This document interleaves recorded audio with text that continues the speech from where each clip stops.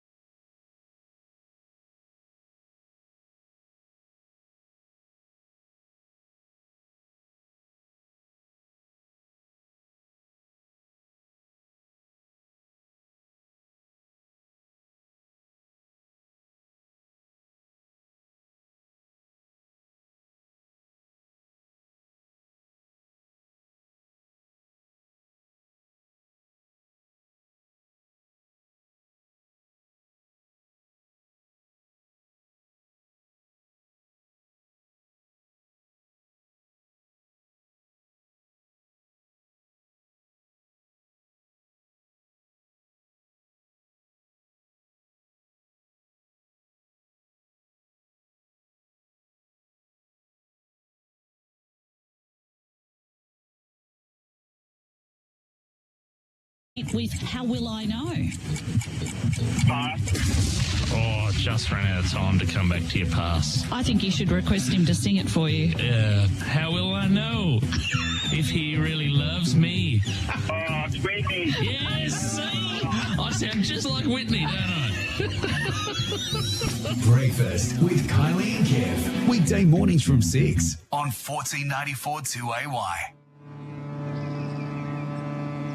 This is the sound of your indoor area being connected to the outside world. It's the sound of protection from sun, wind, rain and UV. The sound of outdoor entertaining and family fun all year round. This is the sound of Zip Track, Australia's favourite track-guided blind system, available from Sunjan, of course. Ah, Sunjan, you know it's magic. Mum, here's some great online shopping news from Bingley. We have next day delivery. If you need a fridge or washer urgently, Order by 10 p.m. and you could receive it the next day. so if my fridge went kaput, I'd get onto Bingley. But you are Bingley. You can't get onto yourself. If I wasn't me, Well, who are you? I'm Lano Lee, I'm Yenderly. and we have next day delivery on fridges and washers at Bingley. Bingley, better living every day. Conditions apply. Must order Monday to Friday. All creative activities begin with movement, and at McRae Kia, we deliver movement that inspires. From our captivating SUV range to our stylish and sleek small car range to our high-performing sports cars, we're your local dealer delivering a convenient and valuable service with a commitment to our local community. Inspired by movement, we're dedicated to supporting our local sports and delivering our brand purpose to every single day. Move forward, stay local with McRae Kia, Melbourne Road, Wodonga, LMCT 498. Oh my God. Look at the size of that screen.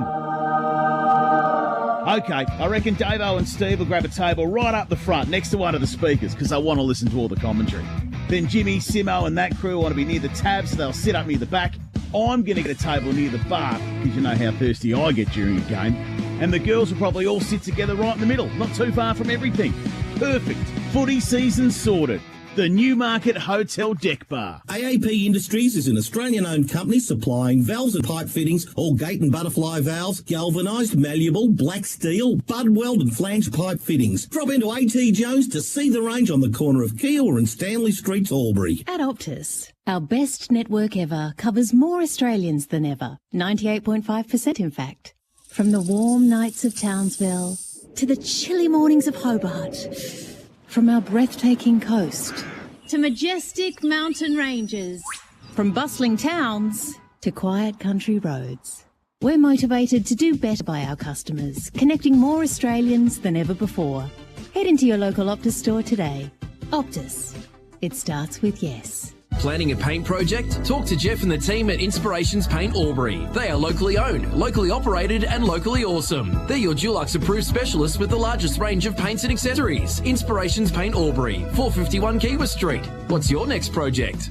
What do you imagine when I talk about a mattress from Sealy, King Coil and Sleepmaker? Of course, you'll be imagining a really good sleep. And you'd be thinking about Harvey Norman Albury, the best place to find them, of course. But did you know that all the mattresses at Harvey Norman Albury are Australian made? So while you're snoozing on one of the best mattresses out there, bought from one of the best stores out there, made by the best country out there, you know you did a good job. Imagine that. Head to Harvey Norman Albury today. This quarter is for Black Locks Motor Group, Melbourne Road, Wodonga. You're listening to O&M Live on 2AY. Ground Up Building Products. Welcome back to the Albury Sports Ground. It's great to have your company on 1494 2AY. For the big clash between the Albury Tigers and the Corowa-Rutherglen Roos. Gus McLeod, Chris Mitchell and Dan Vaccaro with you as we welcome him for the first time this afternoon. Our boundary rider for the Newmarket Hotel, Kylie King. Good afternoon. G'day, lads. Really looking forward to this. It's been a while since I've been boundary side at Albury Sports Ground. Always a great venue that puts on a wonderful event for us, not to mention the catering as well. Oh, yes. Now, Kylie, I believe, have you been had an insight to the catering that we get here at Albury Sports Ground? Oh, yes. Legendary Nola and Bluey, that's for sure. And I do believe lads, and I can tell you that Corowa-Rutherglen have won the toss and have elected to kick to the Botanic Garden Gardens End to start this first quarter. Good as it gets. Kylie King, Perfect. boundary side for the Newmarket Hotel. How spoiled are we having the mayor on as well? Tell me another football broadcast that has the mayor on. I couldn't tell you. It's funny, we had a staff meeting at 2AY yesterday, and I made a bit of an announcement that Kylie's going to be on the call today, and I said, it's great to have the mayor on, and everyone said, is Kev on the footy, is he? And I said, gee, no. We got better than that. We got the Albury man, we got Kylie King joining us. Speaking of the great catering, where is it? It arrives at half time. I'm a little bit hungry. I was running a little bit late. I haven't got my lunch. Because he heard what was coming. Yeah. Poor Dan hasn't eaten in 24 hours. I'm fading away to a shadow here, boys. I'll tell you what, I'm starving. Not too far away from this game getting underway. We're 2 minutes away from the bounce of the ball. Dan Vaccaro, quickly go through the players on the 40-wing stat sheet for today. Yep, so we'll reiterate what we said before with the stats. So Daniel Cross, I'm going to take his numbers. I'm really excited to see him today and see what he can do in their midfield. Fletcher Carroll as well, who's been in prolific form this year. Anthony Miles, another great ball winner. And Riley Bice, who I've liked his work all year. And then over the Corowa side, the Wilson boys, so Damo Wilson and Cam Wilson, I'll be taking their numbers. Giant Lane as well, and young Darcy Melksham. As the siren blares across the Albury Sports Ground, players make their way to positions. We'll start with Kylie King, boundary side for the Newmarket Hotel. Your tip today is Graham Edgar gets involved in the broadcast. I know. As well. Oh, Graham Edgar, if you don't mind, he's trying to take the microphone off. He says, what's going on? You're on my turf now. We'll get a tip from you today, Kyle. Yeah, look, I did see the Albury-Lavington games. I have seen a bit of that. Haven't seen Corowa-Rutherglen, unfortunately, so I will have to stick to the Tigers because they put on a mighty show when they played out at Lavington maybe 2-3 weeks ago, and I was pretty impressed with their ball movement, the typical skills that the Tigers show, so I've got to stick with them, I'm afraid. Kylie King, boundary side for the Newmarket Hotel, celebrating 10 years under the ownership of the Nicholson family. Great to have them on board in 2022. Once again, Dan Vaccaro on the 40-wing stat sheet. A tip from you today, good sir. Albury, 3 goals, Gussie. And Chris Mitchell on special comments this afternoon. I think he's stolen mine. Yeah, Tigers by 18 points, I think. It should be a good one, but yeah, if they can restrict Jacob Conlon, they're a big chance, Gussie. The Albury Tigers are kicking to the Botanic, or I should say to the Murray River end of the ground. Sean Daly has started in attack, which is a move I really like. Corowa kicking to the Botanic Gardens end, the Tigers to the river. Gus McLeod with you alongside Chris Mitchell, Kylie King and Dan Vaccaro. You're listening to O&M Live on 1494 2AY. It's the Tigers and the Roos, and it's great to have your company as the umpire throws the footy aloft and Alex Jones gets first clean possession for the Tigers. Kicks out towards true centre wing and Fletcher Carroll gets a favourable bounce. Wants to find the right boot. That he does. Lowers the eyes and finds Conlon on the lead. 75 from home. Finds the right boot. Darts into the pocket to Bice. And that's the Albury Tigers at their best. Yeah, it didn't even touch a Corowa player, did it? So awesome start there by the Tigers. Great work by Jones to get the clearance and a great pass by Conlon. Now Bice is going to run round, I reckon, Dan, for a shot at goal. Snaps on goal now. Left foot kick. It holds its line, but in the end just fades to the right-hand side for a minor score. So on the Steel Line scoreboard, the Albury Tigers get the first score on the board via Riley Bice. He looks electric, Chris. Yeah, he's a great player and a really hard matchup. He can play anywhere on the ground, quite a tall player as well. So got some great wheels, Dan, and he'll be a hard matchup today. Yeah, he will be, and you just saw their ball movement was great, out of the middle, out to the wing, and then direct. So Melksham across the left half-back flank, lowers the eyes nicely. The umpire said that kick was out of bounds on the full. So Cam Wilson will not get the footy. It's going to come backwards. It's in the hands of Gaynor, the co-captain. Right foot kick into the pocket. Garlett's all alone. 40 metres out on a pretty tight angle. It's probably 30 metres out, I dare say. Chris Owen Garlett for the Albury Tigers. He really needs to kick this one. Yeah, he does know that pocket pretty well. We've spoken about him a fair bit. He was great from that side of the ground against the Rovers a couple of weeks ago. So he's going to run around here and have a snap at goal, Gussie. Snaps on goal and Jeffrey's got the first. The Albury Tigers draw first blood on the Steel Line scoreboard, and they hold a lead. 1-1-7 to Corowa-Rutherglen yet to score. First quarter action for Blacklocks in Wodonga. Really positive start by Albury. You saw their ball movement out of the middle. That was great.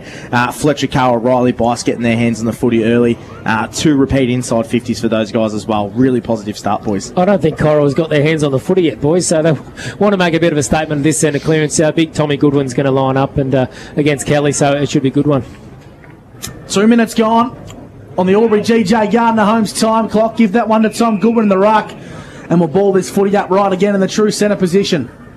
So is that Shilg on Conlon, or is that... Do we know what number Jake Wood is? He'll be wearing 23, I think, Chriso. 23, okay. So a 50-50 in the centre, probably favours Kelly. Leaving the football behind was Lane. Wilson out wide, links up with a teammate and Shield to go inside forward, 50 for the Roos. Favourable bounce for Hodgkin, right foot dribble kick along the line. And a Nathan Lyon leg, or off break I should say, out of bounds from Fletcher Carroll.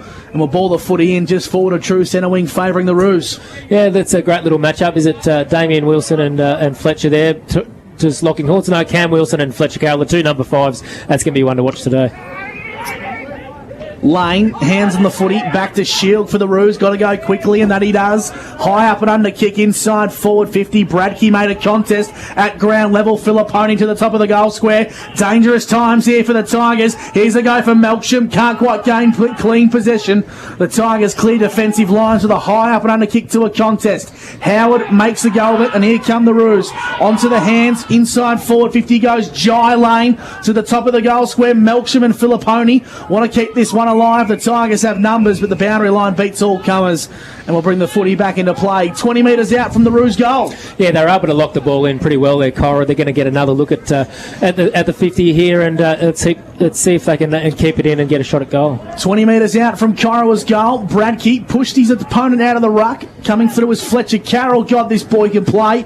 Right foot kick down the line, trying to find Conlon. Drops the mark he should have taken. Wood apply some good defensive pressure, and the boundary line will beat all comers. We'll have a boundary throw in right in front of Kylie King. Boundary side for the Newmarket Hotel. Look, Jake Wood, newcomer, as you said, lads, and the boys got around him, gave him a little tap on the head to say, great pressure, well done, young man. Welcome to Corowa, the boy from Leeton. And that's a sensational boundary throw in to come back into play. At ground level, Carroll, hands over the top to Miles. Right foot banana kick down the line's okay. Hatton sat in the hole. Hanson got the crumbs. Wants to find his right boot. He does, but not his best kick. Out of bounds on the full. True centre wing broadcast side. Isaac McGrath inboard to cross. Well held up on the mark. Wants to find Jones, shimmies and shakes and gets it on the right boot with a high up and under kick to the goal square. And Riley Bice marks uncontested. And it was a well-weighted kick from Daniel Cross going inside forward 50. Yeah, it was quite a high kick and probably an easy one to spoil, but Corowa sort of didn't get to the contest, and he's going to have Riley Bice can have a shot pretty much 25 metres out with a very slight angle, and you'd favour him from here, Dan. Yeah, absolutely. I'm going to back him in. Really good ball movement by both teams, really. Corowa got the... It's going to be a really, really quick game. Bice already got one behind to start the contest today. From 30 metres out on a slight angle, Riley Bice makes no mistake, and the Albury Tigers have got two. So 2-1, the Albury Tigers to Corowa yet to score, and we have ticked over about 5 minutes on the Albury GJ Gardner Holmes time clock. Yeah, they couldn't have asked for a better start, and it's not quite bruise-free football, Dan, but it's quite open and flowing, and that'll suit Albury. I think Corowa will try and make it a little bit more contested, but they just haven't had their chances and had their hands on the footy too much. They had a bit of a period there that was locked in their 50, but they didn't get a shot on goal. I think if the game stays at this pace, Albury are going to pile on some goals. I think they've got to slow it down, Corowa. Ball's back in the centre. Tom Goodwin up in the ruck against Kelly. Cross got his hands on the footy and put Miles under a bit of pressure. So here come the Roos via a teammate there in Wilson, whose kick was poor. Conlon, Lucas, intercepts for the Tigers, and he kicks out wide to find Jesse Wilson as we go to Dan Vaccaro for a 40-wing stats update. Yeah, really hot start by Fletcher Carroll, boys. He's been prolific. He's had 3 touches. The one thing I want to highlight is Corowa have only had 3 inside 50s, the same as Albury, but no score. As the Tigers get the footy inside forward 50, it's in the hands of Jacob Conlon. 45 metres out. And this is probably just on his range, Chris. Yeah, I reckon he's been looking for an opponent to pass it to. His run-up's a little bit like Brown from Melbourne. He's nearly gone back to the centre square. But, yeah, I think he'll have a shot, but he might test him for distance, I think, here. So Jacob Conlon, he'll kick this one from the paint of 50, the right footer. Looks all right off the boot, has the distance, and it doesn't quite have the accuracy across the face for a minor score. So the Albury Tigers 2-2-14 to Corowa. Yet to score on the Steel Line scoreboard. Kylie, what are the conditions like down there? It looks pretty good from up here. Yeah, barely a breath of wind. The sun's out. No clouds at this stage. And I'm keeping my eye on Anthony Miles. He got a heavy knock earlier on, but then managed to sprint for a bit. It took him a while to get up, but seems to be moving freely at the moment. And that's for The Newmarket Hotel. The Newmarket Hotel. Great work. Did you say the Palmies are going to be a bit cheaper this week? Well, Phil Nicholson's looking into it. Let's hope so. There may be, and don't quote me on this, but this has come directly from Phil Nicholson himself. 10 years the Nicholsons have had the Newmarket. He may be doing $10 palmies. Whew. Well, we better get in line because they're going to be lining out the door for that, I reckon, Gussie. Speaking of getting in line, Riley Bice is going to have another set shot. 30 metres out, not the right side for a left footer, and he's pushed it across the face for a minor score. So Riley Bice dominant early. He's kicked 1 goal, 2 for the Albury Tigers. And Corowa just need to consolidate here, Chris. So they're playing a bit of a rush brand of footy. Yeah, 5 scoring shots to none at the moment. They just need to slow it down a little bit, like Dan said, get their hands on the footy, work their way into this contest and get it forward. They're trying to go too quick and it's rebounding even faster. Ball's in the hands of McGrath. Back to McGrath for the Albury Tigers. True centre wing. Clubroom side as he finds the left boot, kicks long down the line, trying to find Sean Daly. Dispossessed of the football by the captain, Joe Hansen. Back in board to Damo Wilson. Once again, Hansen lowers the eyes, not 15 to Lane, so he gets it back on the give and go. Right foot kick down the line's good. And they're trying to consolidate here from Jai Lane. Wants to kick long down the line to a contest. It's a good kick to Bradkey. Well done by Lucas Conlon, who made a go of that one. Toe poked into space by Daly. Ball sits favourably for McMenamin. Left foot kick down the line's okay, but it's intercepted by the Roos. So they're going to try and slow it down via Jai Lane. Pop it inside forward 50 to Robinson, who made a good contest of that and won himself a free kick. Yeah, well called, Gussie, and just sort of chopped their hands and brought him down a little bit, Robinson. He had the sit. He had 3 opponents, so a great effort to come down with it. He's pretty much directly in front and about 40 metres out, and desperately need a goal here, do the Roos. Yeah, you're absolutely right, Chris. So their inside 50 count's been impressive. They've had 5 the same as Albury, but they just haven't been able to convert. And I think it's a credit to probably Albury's defending as well. Yeah, they have defended well as Robinson comes in here for a shot at goal. To the Botanic Gardens end, Will Robinson, right foot kick.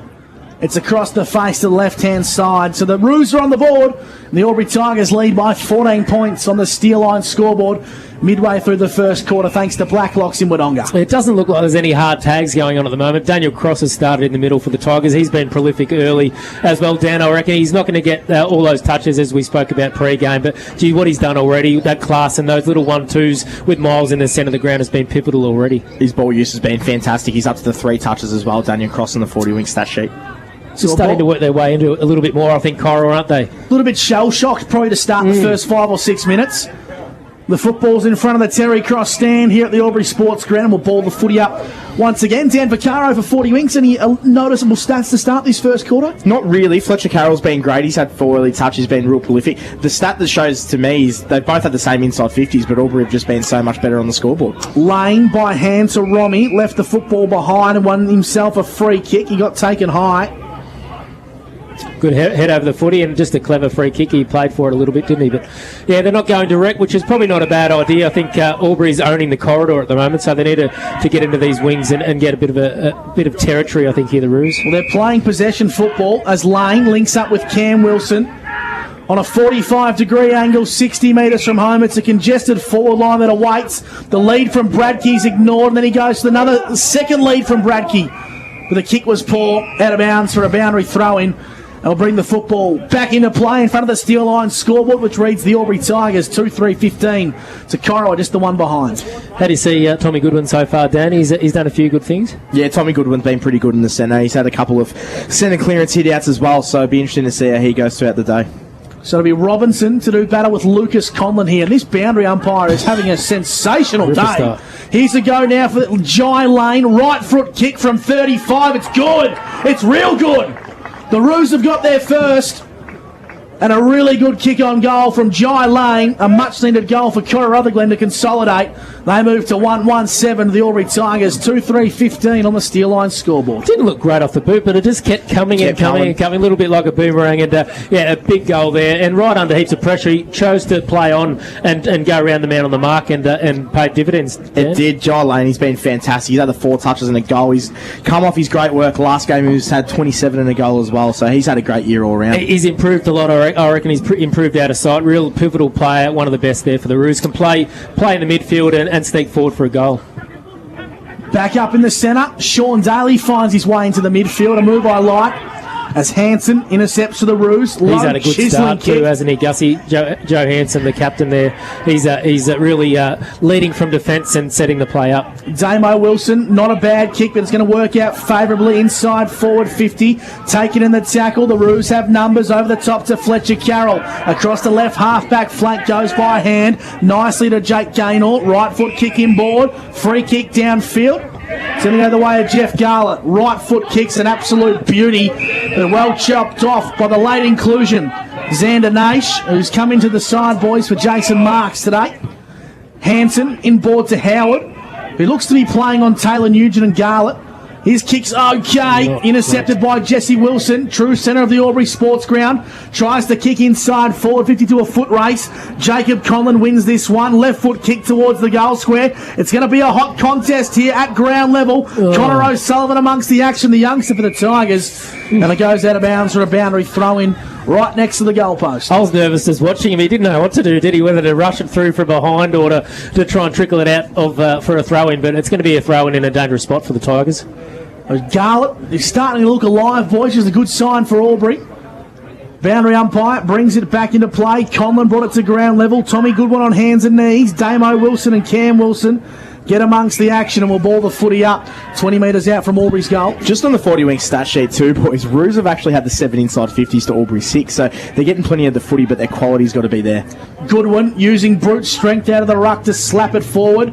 Grills got taken high by Hatton in an off-the-ball bump, and it's going to go the way of Jimmy Grills. A set shot 45 metres out on a 45-degree angle. It was a real strange one. They were both of them weren't near the ball. Hatton didn't come with a lot of force, but a little bit of negligence, I guess. Got him slightly high, but did play for it. So, yeah, he sucked the umpire in for a free kick. It's going to be a bit of a challenging kick here for Grills and another Tiger goal potentially.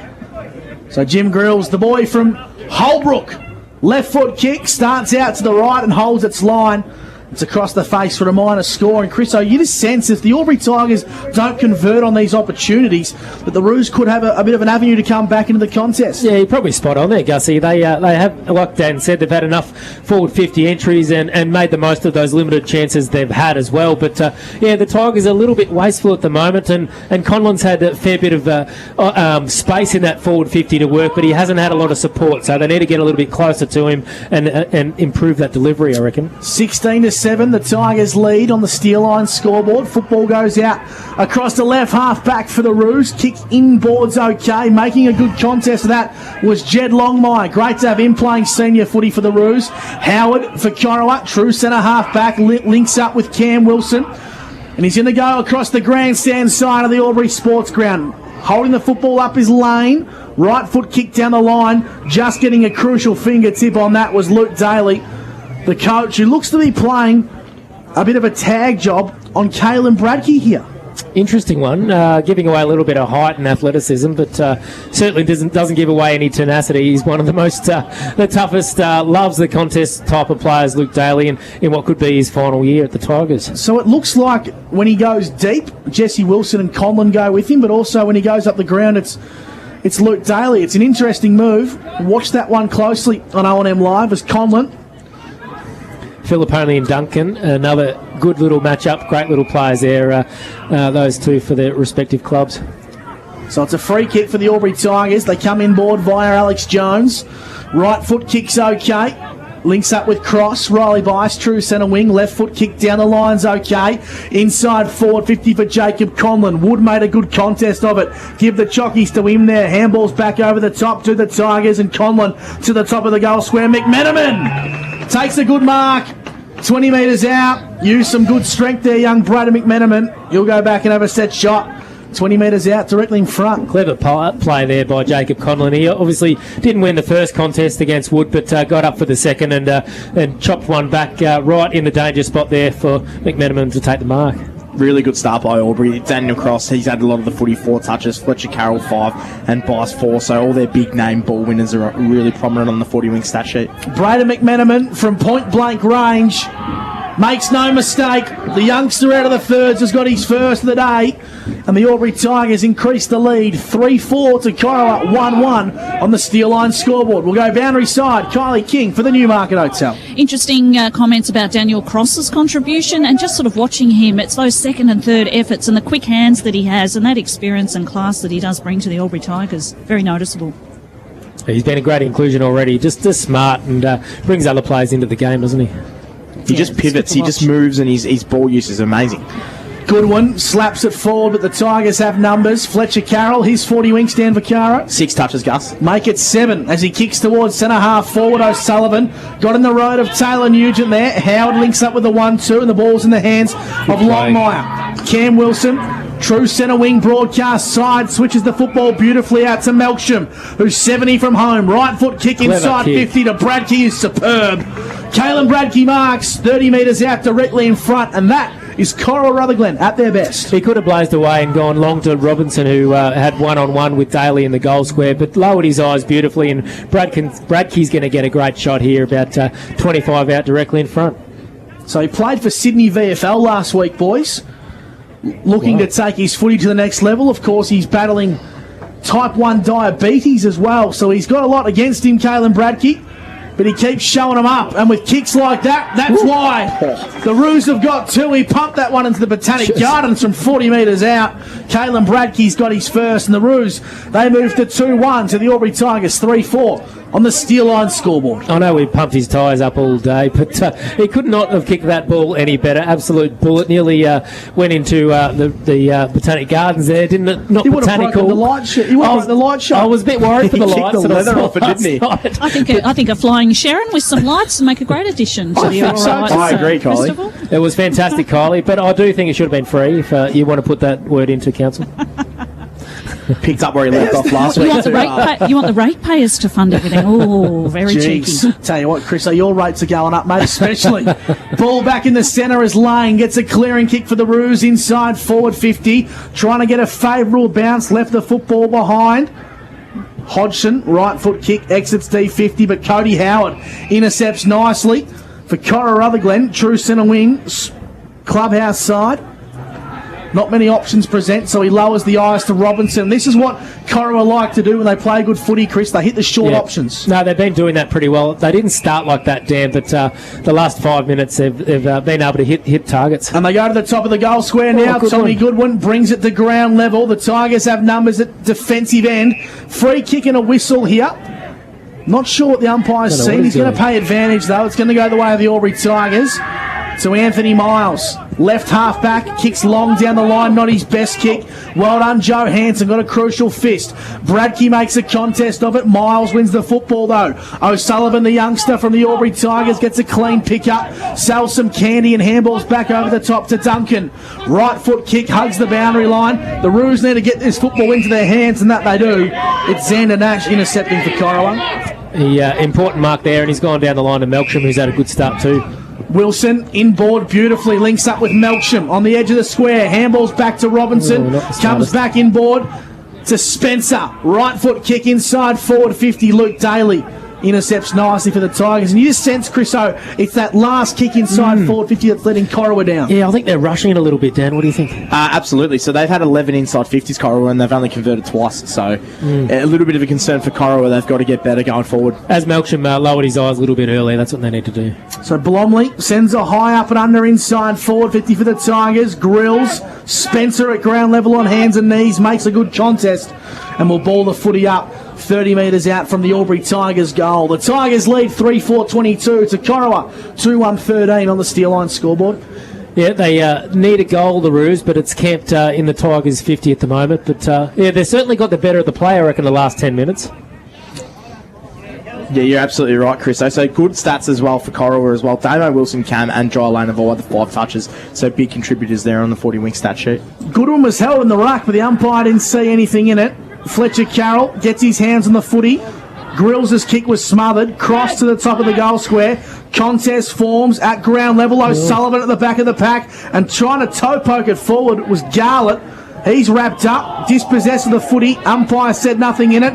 in the telephone box. Conlon. He's claiming it. He's got to get it across the line first, and Connor O'Sullivan carries it across. Comedy of errors. Comedy of errors. I was about to say that. Well, I don't know who you give the point to there. I'll give it to Connor O'Sullivan who took it across the line. Very hard to call that one. He pretty much was it Conlon. He just kicked it pretty much straight in the air, claimed the goal, and it just trickled over the line for a point in the end. A bit of a let off there for the Roos. They're going to exit their D50 at the moment and turn it over again, but they're just kicking to a contest, and that's what's hurting them at the moment. I tend to agree, Chris O. Duncan wrapped up in a huge tackle.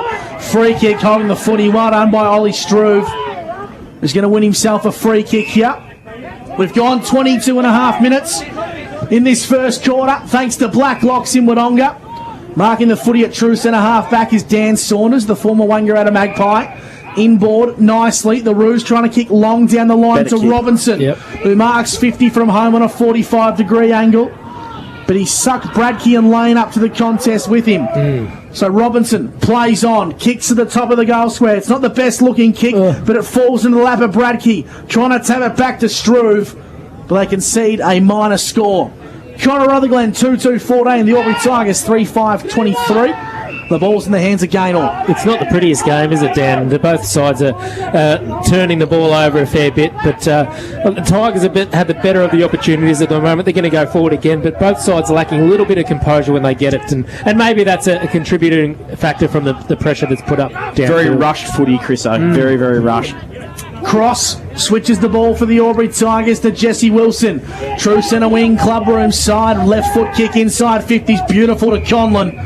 As Jacob marks, arcs around, darts the eyes, trying to find Bice, falls precariously into the lap of Gaynor, and the umpire says we'll ball the footy up, and that was very quick on the whistle. He was unlucky not to give away a high free kick. I'm not sure it was Wilson or anyway, but the umpire had a better view than us. I'm glad he didn't pay it because it would have been directly in front, and it was a 50-50. Sean Daly was held without the football there. The umpire said nothing in as the Roos exit defensive 50, and coming straight off the bench is Riley Bice, and the ball will sit favourably.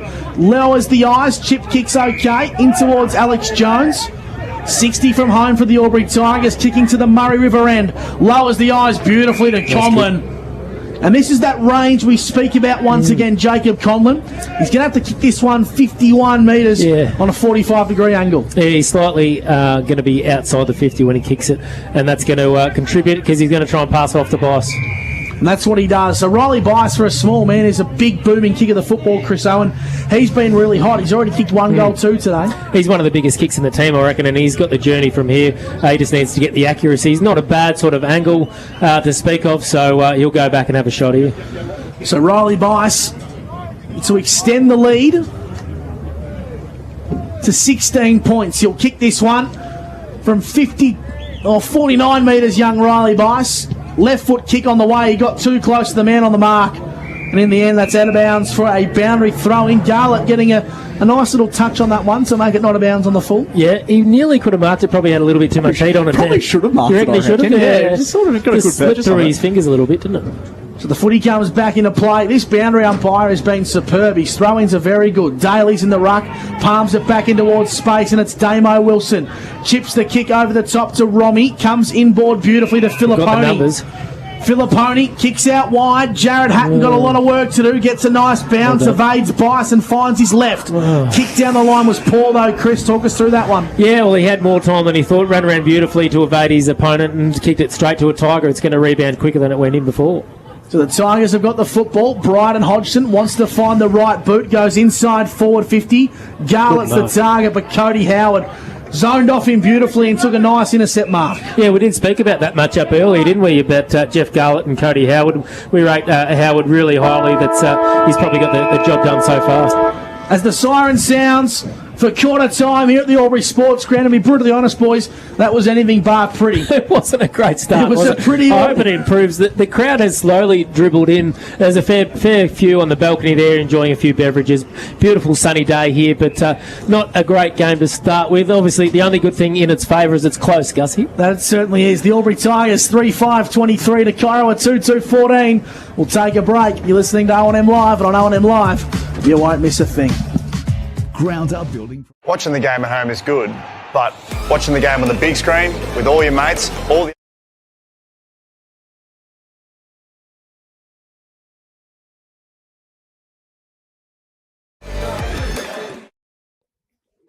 Adroit Insurance and Risk, your local insurance advisor, able to tailor insurance programs to support your business. And we're proud to support our local community.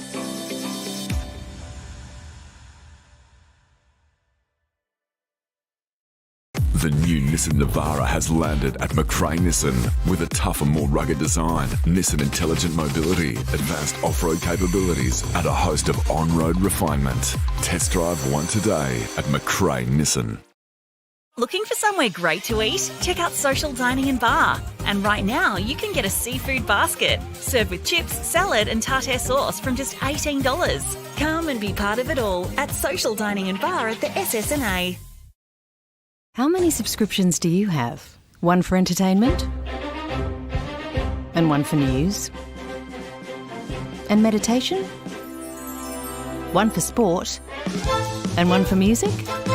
Whatever you're into, you can now manage select paid subscriptions in one place and save up to 10% with Optus SubHub. Discover what's trending and save by bundling them all together. Streamline your subscriptions with Optus SubHub. It starts with yes.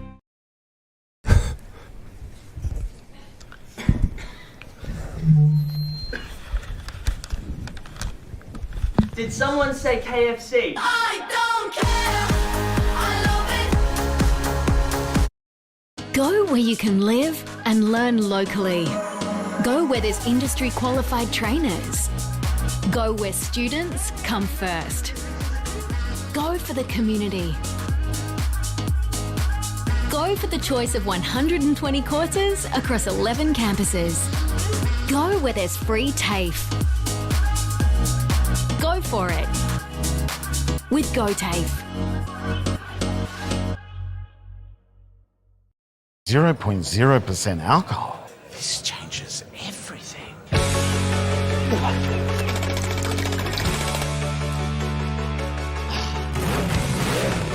Rewrite the rules. Carlton Zero.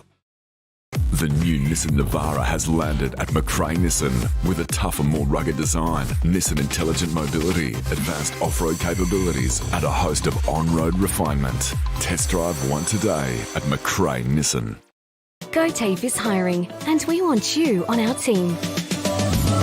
Flexibility, professional development, generous remuneration, and a staff wellbeing program are just a few of the great benefits we offer.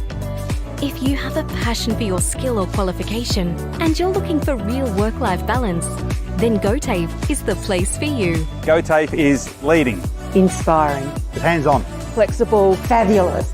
We have dozens of trainer positions and corporate roles open right now. Get in touch today. Hi, I'm Kylie King. I first fell in love with this region as the Prime News sports presenter. Sometimes this feels like my second home. I love our historic towns and vibrant cities, our passion for sport, and of course the people who make it special. And now I get to share what's important in our region with Kev Polton. So join us, Kylie and Kev for breakfast, weekday mornings from 6 on 2AY and 3NE.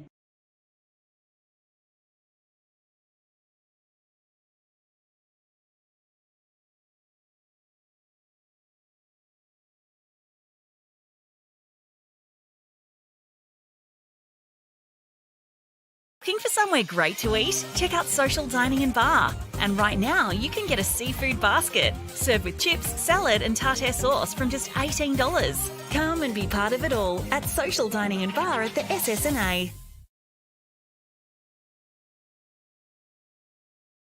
Russ McLeod, Chris Mitchell, Dan Vaccaro and Kylie King with you on O&M Live. Dan Vaccaro, he's got your local...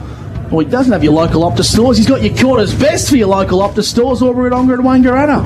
Thanks, Gussie. So, quarters best for Albury. I thought Daniel Cross was great. He had 6 touches, used the ball really well, along with Fletcher Carroll had 7 as well. Those guys there, Optus quarters best. For Corowa, I thought the Wilson boys were really good, but I thought Jai Lane used the ball the best out of all of them. He had the 5 touches, and he kicked a goal as well. So that's the Optus quarters best. Gussie? I thought Hansen was pretty good and Cody Howard. They had a fair bit to do down there, the Corowa defenders, didn't they? But they handled it well so far. Albury's entries have been quite wide, which has given Wood a bit of a chance to catch up to Conlon as well, hasn't it? Yeah, spot on, Chris. And I also thought Xander Nashu came in early in the day was actually really good down back as well. So Corowa holding up down back. The one thing that we've touched on many a times that quarter is that their entries, their quality of entries have been really poor. Like we look at 12 inside 50s Roos and they've kicked 2 goals. Albury have had the 10 and kicked 3, so they haven't been a lot better, but they've also kicked 5 points. So the quality of entries really need a lift for Corowa this quarter. And if we go around the grounds for Mr. Stove's Pool World Gussie, the other O&M game down the road at Bunton Park, it is Myrtleford 7-3-45 leading North Albury 3-4-22. Quite a high-scoring start to that game. That it certainly is. We'll cross boundary side. Kylie King for the Newmarket Hotel, celebrating 10 years with the Nicholson family. Kyles. Look, some calm words, actually, from Corowa-Rutherglen coach Peter German. He was actually pretty happy with the pressure that the team's been able to apply. He reckons 60 to 70% of their tackles, they're doing well. They just need to really improve a little bit more in that area. His defenders, he wants them, once it feels as though it's out of their area, just scan the horizon, look for your player, pick him up quickly. Same with the midfield. He just really wants you to just have your smarts, work out where your player is and push up and keep up with them. But generally, he was pretty positive about the players' efforts and the fact that Albury haven't really outdone them so far. They've kept with them. Good call, Kylie. Yeah, I think that's spot on. I think there's no need to panic for Corowa. I think they've actually put together a pretty good quarter, boys. I think, as we just mentioned, their inside 50s have got to be a little bit better. And, yeah, their back lines are getting very busy. I guess just going forward of that sort of back 50, they've got to be a little bit more clever, I guess, around the footy. Yeah, both sides could lower their eyes going into the 50 a little bit more. The pressure up the ground's probably contributing to that a little bit. But Corowa seem to have the better ball users around the footy. I reckon when they're chipping and overlapping, running a handball, that type of game, they've started to get that going, that type of effort and contribution from their teammates, and bringing someone into the play and running past them as well, trying to split the Albury midfield apart. And you do, and I think their main players really know that, and they can sense when they need to get amongst the footy. Like you got Cam Wilson and Damo Wilson, who just work their backsides off to free up that space for that inboard kick. So we're about to get underway in the second quarter, thanks to Wodonga Pumps and Mowers. Let's wait for a few spectators to trickle off the ground. I reckon Corowa, if they can get 2 or 3 goals on the board here this quarter, boys, they're in for a big show. Might be the scoring end, the river end, so let's hope Corowa can get a couple and make a game of this one. The siren having a bit of a moment there, but we're back underway as the ball's in the hands of Cam Wilson, who gets a left foot kick up towards true centre wing, but it falls fortuitously. So Fletcher Carroll goes backwards to go forwards via Duncan, who kicks long down the line to Miles. His 40 wings disposals. Dan Vaccaro. Anthony Miles is just about to have his 6 now, Gussie. If I had $1 every time he mentioned Fletcher Carroll this year, I reckon I'd be pretty rich. Between him and Lee Williams, love troll.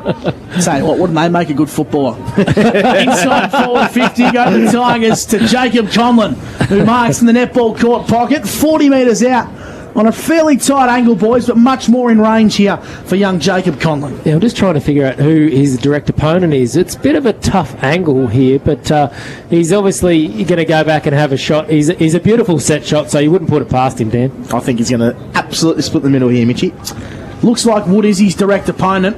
As Conlon comes in, makes solid contact. It's nice contact. And it's through the middle for a goal. A hot start for the Albury Tigers, and they get the first goal of the second quarter on the C&B Truck and Bus scoreboard. Did not even move the goal umpire, and you called it beautifully. Did split the middle down, and great start there by the Tigers. Is that their 4th goal or third? 4 goals, 4th goal. So you're just waiting for the boys on the scoreboard to get their job done. They're not even moving. They might be striking because the hot chips haven't arrived from the canteen potentially. There's usually about 50. Feel free to young look at blokes the around there. electric scoreboard as well, boys, just on the other side. Well, it reads 4-5-29, the Tigers to Corowa 2-2-14. Thanks to C&B Truck and Bus as the Roos go inside forward 50. Not the best looking kick. Well done by Michael Duncan. Made a contest at ground level. Amongst the action was Jed Longmire. And we'll ball the footy up 40 metres out from Corowa's goal. Just on that, that's been the story of the day, isn't it? Aubrey go forward, goal straight away, and they can just scratch a stoppage out of their poor entry. So the footy goes up. Robinson in the ruck taps it in towards the Wilson direction, who got taken in a dump tackle, and it's going to be a free kick to Cam Wilson, 40 metres out, directly in front. Yeah, well, he's certainly got the journey from here and directly in front, so needs to kick this one to keep Corowa in the game, but he's had a great start to this one already. You can just count him down to being Corowa's best players before a ball's bounced. He's just phenomenal, courageous, in and under, skillful. He's got the lot, just not the height. You don't need height. You and Dan don't particularly have height. You guys go okay. And that's why I'm in the commentary box and not out here, Gussie. So Cam Wilson for the Corowa-Rutherglen Roos. He needs this one. Kicks on the way. It looks good off the boot. He's got it. And the Roos like it. Corowa get their third. They move to 3-2-16. Or 3-2-20, I should say, to Albury Tigers, 4-5-29. It's a 9-point lead to the Albury Tigers on the CMV Truck and Bus scoreboard. Really hot start by Cam Wilson on the 40-wing stat sheet too, boys. So he's had 7 touches for the day and contributed with a goal. You just know what you're going to get from him, don't you, Chris? Yeah, you do, Dan. Spot on. You can put him down for a goal and 30 plus before the game starts, can't you? But yeah, needed that one, Corowa. They haven't had too many. How many entries in the 50? That's first or second? Well, in the first quarter. For this quarter? For first quarter, 1 each. Yeah, 1 each, yeah. So, yeah, pretty 50. They're going to go forward again. And they get another inside forward 50 via Lane, who brings it to ground level. The Tigers have numbers with Fletcher Carroll, who's spreading across the true centre half-back position. Chips the ball over the top beautifully to Wilson. True centre wing, broadcast side. Jesse Wilson takes his second bounce. He's well held up by Melksham, so he goes over the top to Jimmy Grills. Left foot kick in the pocket is beautiful. And the lead-up work today from Jacob Conlon has been arguably the best you'll see in the competition. Yeah, well said, Gus. He just reads the play beautifully, times his runs to perfection as Michael Duncan comes off there. We'll get Kylie onto that one to see what's going on down there. Really tough spot here to kick, but for a left footer, but you wouldn't count it past him. Jacob Conlon on a 45-degree angle, got to kick the ball 50 metres. He's got the legs, and he just doesn't quite have the accuracy. Didn't come back to the left-hand side for a minor score. So Jacob Conlon, he's kicked 1 goal, 2, and the Albury Tigers, they move to 4-6-30 to Corowa 3-2-20 on the CMV Truck and Bus scoreboard. 5 minutes gone into the second quarter. It's probably a little bit of a tick for Corowa's defence, I reckon, Dan, too, that his shots are coming really wide, and he hasn't nailed one of those yet. So if he can keep having pot shots from such a tight angle, I reckon it's going to play into Corowa's hands. Yeah, you're absolutely right. They're pushing him out, and as you can see here, another one from Fletcher Carroll, who's moved his way up to the 7 touches as well. So the footy's gone out of bounds, right in front of Kylie King for the Newmarket Hotel. Michael Duncan come from the ground holding his hamstring, Kylie. That's it. No need to come to me then. Yeah, pretty well his left hamstring. So he's getting a bit of treatment on the boundary for that. So we'll get Kylie to keep a closer eye on that one. Of course, he's hasn't had the best of luck this year with injuries, says Michael Duncan. No, interleague captain. So the football comes back into play. Tom Goodwin won the tap, but Fletcher Carroll intercepts. And Cross happy to take it out of bounds for a boundary throw-in. Dan Vaccaro on the 40-wing stat sheet. Yeah, as you just mentioned, Fletcher Carroll, boys, he had 7 touches in the first quarter. He's been prolific, and he's added 4 to this quarter as well. He's been great. Kelly and Goodwin in the ruck. Probably not the best boundary throw-in, but Kelly won it down to ground level to Gaynor, who gets taken in the big tackle and ball the footy up once again. Really good start here by Albury, so 2 inside 50s already for them. Anthony Miles has touched the footy. Riley Bice and Daniel Cross both yet to touch it this quarter as well, boys. If we go around the grounds for Mr. Stove's Pool World, if you're into the AFL action, it is Essendon losing by 2 points against the Swans in that one. Coming up is the Crows and the Demons. Last night, obviously, the Saints steamrolled the Blues by 15. As the Tigers get it on the boot via Miles, inside forward 50, Lane. Exits D50 for the Roos and lowers the eyes nicely to Melksham. So he doesn't have many options presenting, so he comes back across goal to Barrett. True centre half back for Corowa-Rutherglen. He lowers the eyes nicely and finds Jai Lane. So this is the footy we like to see from Corowa, Chris, that methodical ball movement up the ground. Yeah, they started to work this into their game at the end of the first quarter and have done it pretty well so far, but they just need to get some territory. They've been able to get about halfway, but that's when it sort of breaks down. It's going to open up a little bit for them here. Well, here's the running overlap. It's Lane, finds the right boot inside forward 50. The kick's okay to Goodwin. Brought it to ground level and made a contest. Darcy Melksham, hands and knees, and getting amongst the action was Struve. And we'll ball the footy up, I reckon. 40 metres out, 45 metres out from Corowa's goal. And once again, it's that last kick inside forward 50 that lets the Roos down. It does, and Jesse Wilson's got a bit of a death wish trying to push Tommy Goodwin around, I reckon. What is he thinking there? What are you doing there? He's the last bloke you would want to push, big Tommy Goodwin, as he applies a tackle on Grills at ground level. Hands and knees is Taylor Nugent. And we'll ball the footy up once again. This is much better work from Corowa, locking it into their 50 and giving them repeat chances at goal. I haven't had a shot out of this opportunity yet, but it's coming. So Goodwin and Kelly. Goodwin in towards space, trying to find Cam Wilson. Amongst the action was Longmire. Wilson from the pocket to the top of the goal square. And Bradkey brings it to ground level. Working hard is Lucas Conlon. His handball was poor. Nearly got a bit back in himself. He did too, Chris O. Robinson's got some work to do as Jesse Wilson tries to clear defensive lines. Luke Daly. Handballs back in towards space. Clearing defensive 50 was McMenamin. Down the line, O'Sullivan. Looks lively, the youngster. Puts his head over the football. Well done, young fella. Cody Howard amongst the action, and so Sean Daly. O'Sullivan once again taps it nicely into space. Wrapped up in a big tackle. Blomley, Hatton, whistle, free kick. Oof, huge tackling there by Melksham on Blomley. And yeah, I thought they were out there, the Tigers, but they got the job done, Corowa, but their field kicking is not helping them at the moment. So Wilson, Damien, bombs it in towards the pocket, and it's okay. Struve hit him on the chest, but couldn't quite bring the mark to ground level. Goodwin got wrong-footed as Gaynor marks on the right half-back flank. Just that composure by Luke Daly. Just he's a bit of an old warhorse there for the Tigers. You think he's done out of the contest, but he just finds a way, willing himself to the next one, and a great effort there again for the Tigers. Second quarter action on O&M Live for Wodonga Pumps and Mowers. Servicing what they sell, and the Tigers hold a 10-point lead as Gaynor gets his hands on the footy and goes over the top to Hodgson. By hands to Jones in the true centre of the sports ground, inside forward 50 to Conlon. Yeah, just opened up a little bit there. Jeffrey Garlett was a bit of the decoy, but Conlon's played on and he's trying to put one in. It's a great spot here for the Tigers now, McGrath. So this is just the story of the day, isn't it, boys? Corowa have had all the play that last 5 minutes. They've gone inside forward 54 times this quarter, and they're yet to be able to convert bar one. And look at Albury. They go straight up the ground. They use the ball like they're meant to, and look at that. They got a shot on goal. It's a really open forward line Albury kicking into, though. Yeah. And that was a better play there by Conlon. If he's not going to have a shot and confident he's going to kick it, find someone who's in a better spot. And I can't believe he missed it. So McGrath 25 out. Across the face of goal. 4-7. For a minor score, 4-7-31. You heard it from Dan Vaccaro, the Albury Tigers and Corowa. A 3-2-20. It's great to have your company on 1494 2AY or streaming right across the globe on Optus O&M TV. Great to have Doug here, the cameraman, and a big shout out to Jax from Wangaratta and Indigo Computers. He's a young up-and-coming tech genius, putting the best stream in the business together. As we get the footy inside, forward 50 for the Roos. They're using good strength and courage there was Lucas Conlon. He tried to push him out of the way, Bradkey, but it wasn't. Conlon wasn't going to have any of it, and you just see how quickly they transition. They're going to go into the 50 again, Dan. O'Sullivan gets the ball inside, forward 50. Bice gathers nicely, handballs in towards space. Jacob Conlon's been good. Left the footy behind. Ball's at ground level for the Tigers. Garlett applied a high tackle on Hatton and will ball the footy up.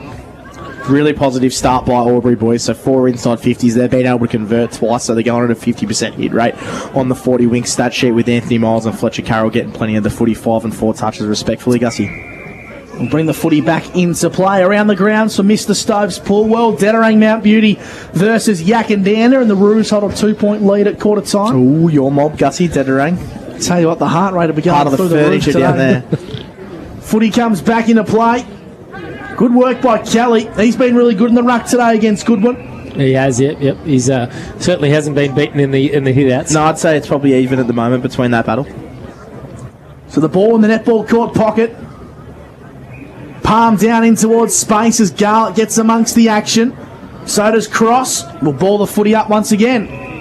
Might go down to Kylie for the newie. Is there any update on Michael Duncan, Kylie? Look, he certainly had a light jog and he seemed to be moving around pretty freely, so I think he'll be fine for that. It's good news. Very good news as the Tigers regather the football via Jones, who kicks to Wilson, a true centre-half forward. And this is probably on his range, Chris. He'll have to kick this one 50 metres, the left footer. Not a known goal kicker, and I don't think he's got the journey. Will he try and pass it off or have a shot, Dan? I reckon he's going to go back. I reckon he's a bit of a raking kick, so I think he can probably almost cover it here, boys. So Jesse Wilson from 50 metres exactly. Wobbler. And I tell you what, I reckon the Oz kickers will have better looking drop punts than that at half time. Jesse, that's not your best, mate. No, he should have passed it off. Last time I'm backing him in. Made me look like a fool. Oh, dear. There we Well, go. Straight out of bounds on the full. Maybe we should just stop talking because Hanson has pumped that out of bounds on the full Maybe as well. it's the footy. Bice kicks that one beautifully in towards the hot spot. Ball at ground level, hands and knees was Jones. Lurking around this one is Cam Wilson for the Roos, and we should ball the footy up once again. Dan Vaccaro, the 40-wing stat sheet. What's it saying? Because this game was really congested at present. It's saying that it's dead even, but Corowa are wasting their opportunities, Gus. 5 inside 50s to Albury's 4, and they're yet to be able to convert properly. They've only converted 1 goal this quarter. So massive question marks on their ball use at Corowa. It's a free kick here, Chris. I don't know what happened there. I don't think Jeff Garlett was near the footy, but obviously something off the balls happened with, I think it's Cam Wilson that's on the mark, but he's going to have a shot, Jeff Garlett. Well, Jeff Garlett's going to kick on goal, and he's pushed it across the left-hand side for a minor score. So the Albury Tigers are wasteful in front of goals. They lead 4-8-32 to Corowa 3-2-20. Yeah, really, really wasteful. What's that? 12 scoring shots to 5 in favour of Albury, and only got 2 goal leads. So if Corowa go up the other end and kick a goal, which doesn't look like just at the moment, Dan, they will hurt on the scoreboard. Yeah, they are. They're going to run out of chances here, Albury, and Corowa are going to have another play at them soon. Jones kicks inside forward 50 to Miles, who handballs out wide. Here's a go from McMenamin. His handball wasn't his best. McGrath kicks to the top of the goal square, and making a good intercept mark is Cody Howard, who just gets better as the game goes on. His kick was smothered off the boot by Kelly, and he's got some work to do at ground level. Jimmy Grills, too far to score, tries to find Garrett in the pocket. Working hard is Jack Shield, and it's out of bounds once again. So the foot skills are quite poor in this second quarter. Yeah, I wonder if the pressure's playing into that, Dan, but you can't blame any conditions or the surface or anything like that. But both sides, yeah, there's a fair bit riding on this game. Maybe there's a little bit of nerves playing a part as well. But the Tigers seem to have the numbers around the ball, and Corowa really wouldn't want them to get another shot at goal here. So 40 metres out from the Roos goal. It's just pinballing around as Jared Hatton emerges with the footy from the contest, and he does, as Chris Mitchell says, just kick the bloody thing long.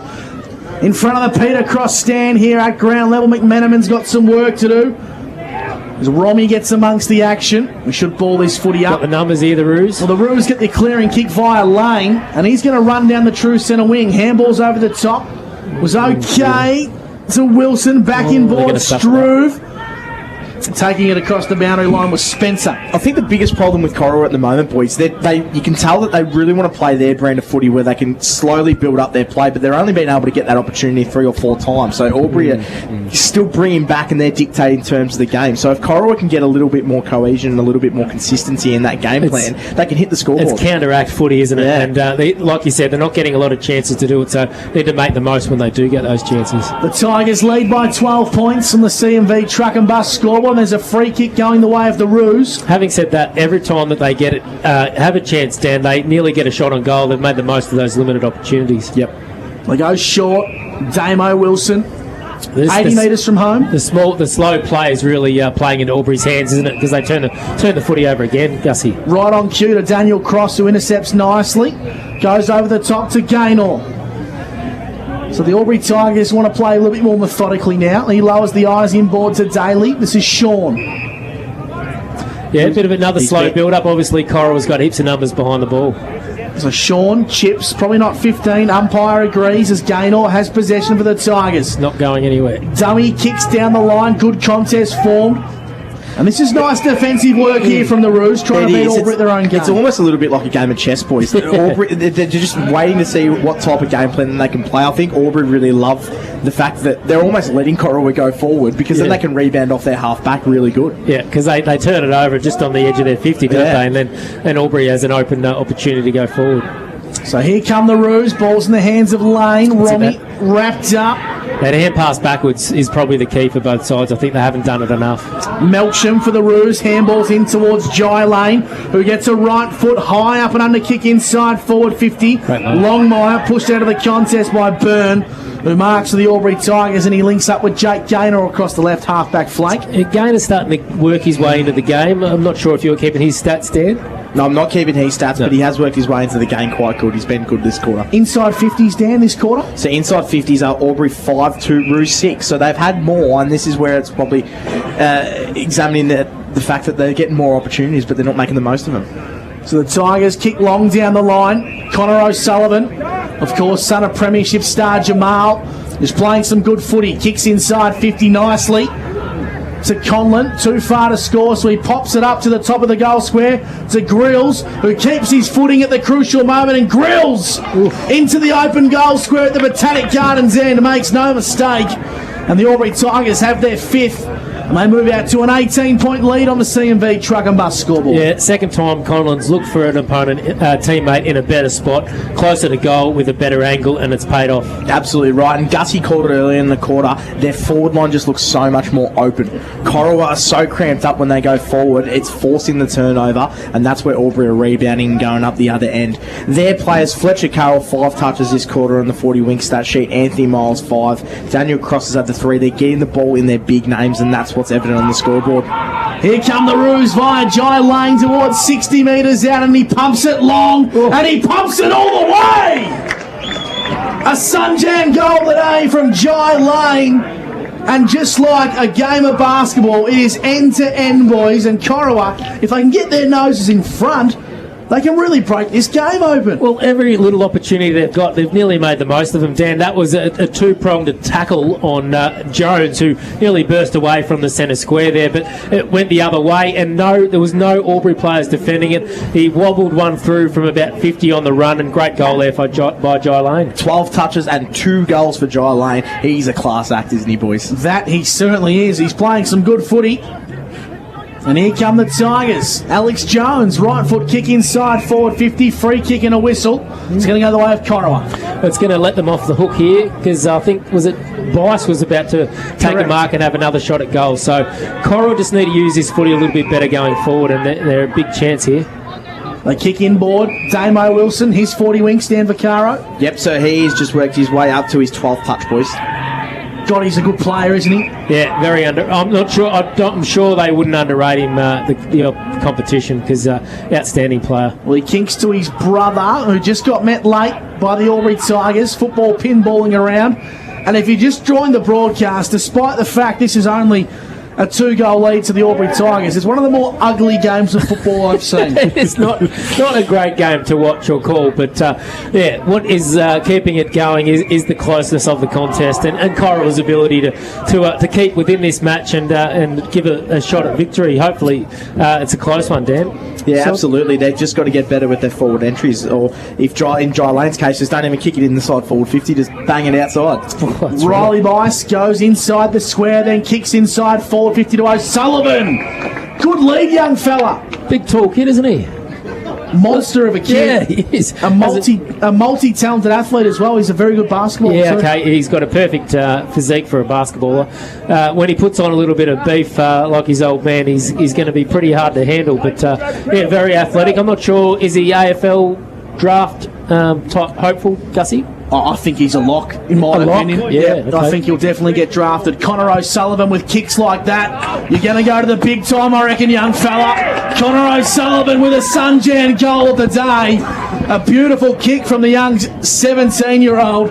He's got his first, and the Albury Tigers, they look such a better side with that second tall inside 50. Yeah, it just takes the pressure off Conlon and keeps the Corowa defenders in 2 guesses as to where the ball's going to go, Dan. Yeah, you're absolutely right, Chris. So what a finish by young Connor O'Sullivan. Draft prospect.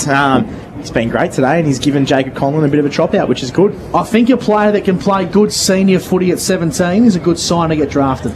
Yeah, it's certainly no easy feat to play O&M senior footy at that age and to break into one of the best sides in the comp as well. So, hats off to him. Let's hope he can make the big time. The umpire calls this one to be balled up once again. There was disposals to all the big guns. Miles, Carroll and Sean Daly. And I like this move. They've thrown Jacob Conlon in as a midfielder.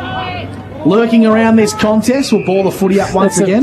That's a weird move, because he's been quite good on the lead, and he's set up a couple of goals there for the Tigers. I know he hasn't kicked them, but obviously just want a little bit more craft around the footy. He's such an athletic player, and so is this guy. Braden McMenamin gets a right foot kick to true centre wing and finds Fletcher Carroll. His 40-wings disposals, Dan Vaccaro. Yes, so he's had 7 in the first quarter, and he's coming up to his 8th this quarter, boys.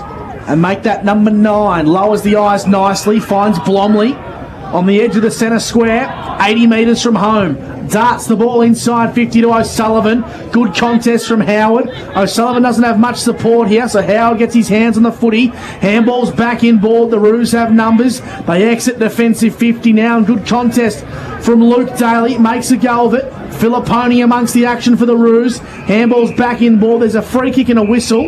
It's going to go the way of Corowa, and it's a 50-metre penalty.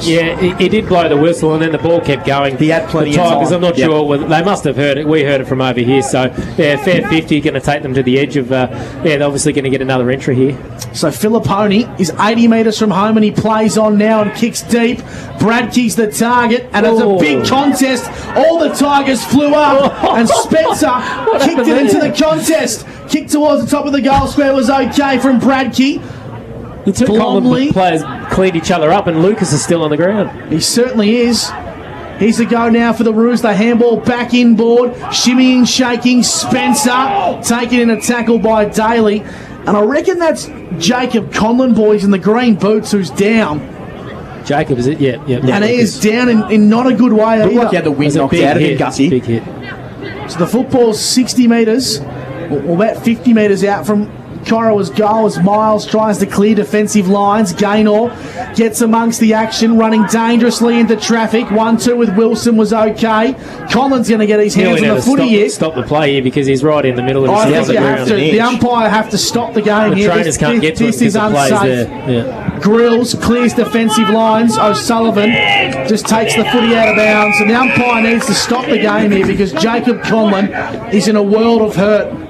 He's just jogging off now, boys, yeah. They managed to get to him. He's doesn't have any claret coming, but he doesn't look overly good, to tell you the truth. As the boundary umpire slings it back into play. Goodwin, beautiful tap out of the ruck to favour one of the Wilson boys, and it's Damien. Gets a right foot kick inside 50 beautifully, and it looks like it's young Longmire who's taken the mark.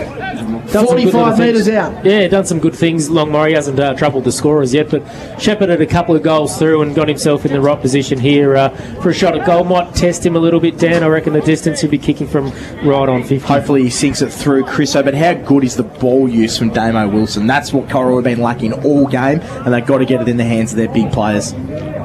The Longmire name synonymous with Corowa-Rutherglen as Jed comes in. Kicks on the way. Looks pretty good. Beautiful. Young Jed's got a cracking goal. And they bring the margin back to 12 points to the Roos. 5-2, 32 to the Albury Tigers, 6-8-44. We've played 31 minutes on the Albury GJ Gardner Holmes time clock. This game just ebbs and flows so much. Yeah, it does. And like you said, Wilson's entry into the 50 there lowered his eyes beautifully and spotted up an opponent. Yeah, you're absolutely right, Chris. Damo Wilson's been fantastic this quarter. He's had the 6 touches. Jai Lane, boys, has been unbelievable this quarter. So he has had that 9 touches. He's had 8 touches, sorry, boys. And he's been really good in their middle. So the Roos get another clearing kick inside forward 50. Making a contest of it was Bradkey. Hands and knees. Lane on top of the football. Umpire will ball this one up on the edge of the square. We might go down to Kylie for the Newey. The Tigers bench working overtime at the moment. They are. And Jacob Conlon, a little update. He is moving around okay. He was grabbing the left side of his on the ribs, so perhaps that's where he's copped the big knock, but certainly moving freely now. And an update on Michael Duncan. He has got ice on that left hammy sitting on the bench. So it looks like Michael Duncan's done for the day. Kylie King doing a cracking job boundary side for the Newmarket Hotel. The siren sounded. It's half time here at the Albury Sports Ground, and it's the Albury Tigers 6-8-44 to Corowa 5-2-32. We'll take a break. There's plenty more to come, including a big second half on the other side. It's O&M Live, and on O&M Live, you won't miss a thing. Watching the game at home is good, but watching the game on the big screen with all your mates, all the atmosphere and the great food and beer is pretty hard to beat. And it's all here at the locker room at the SSNA. Adroit Insurance and Risk, your local insurance advisor, able to tailor insurance programs to support your business. And we're proud to support our local community.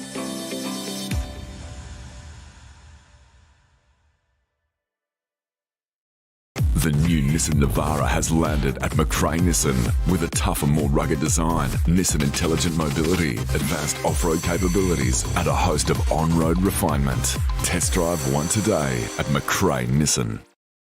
Looking for somewhere great to eat? Check out Social Dining and Bar. And right now, you can get a seafood basket served with chips, salad, and tartare sauce from just $18. Come and be part of it all at Social Dining and Bar at the SSNA. How many subscriptions do you have? One for entertainment? And one for news? And meditation? One for sport? And one for music? Whatever you're into, you can now manage select paid subscriptions in one place and save up to 10% with Optus SubHub. Discover what's trending and save by bundling them all together. Streamline your subscriptions with Optus SubHub. It starts with yes.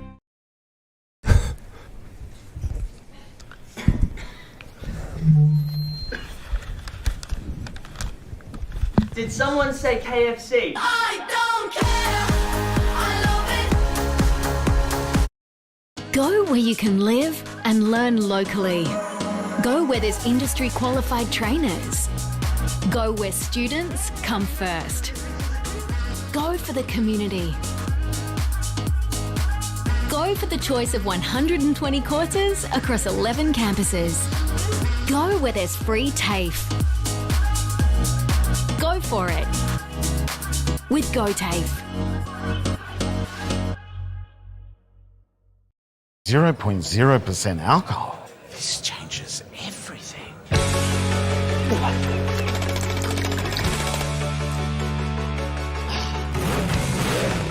Rewrite the rules. Carlton Zero. The new Nissan Navara has landed at McRae Nissan with a tougher, more rugged design, Nissan intelligent mobility, advanced off-road capabilities, and a host of on-road refinement. Test drive one today at McRae Nissan. GoTAFE is hiring, and we want you on our team.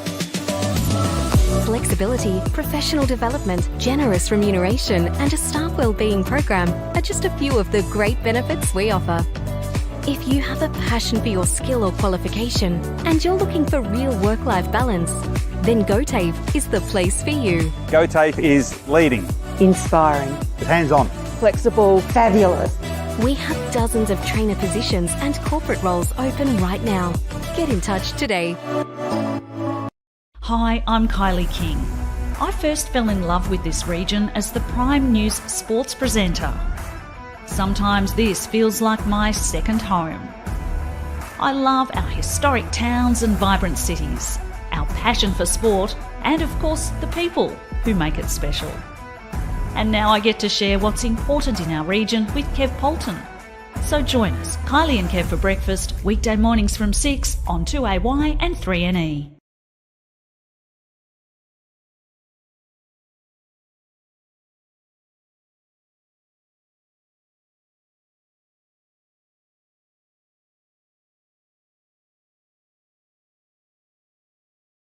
Looking for somewhere great to eat? Check out Social Dining and Bar. And right now, you can get a seafood basket served with chips, salad, and tartare sauce from just $18. Come and be part of it all at Social Dining and Bar at the SSNA.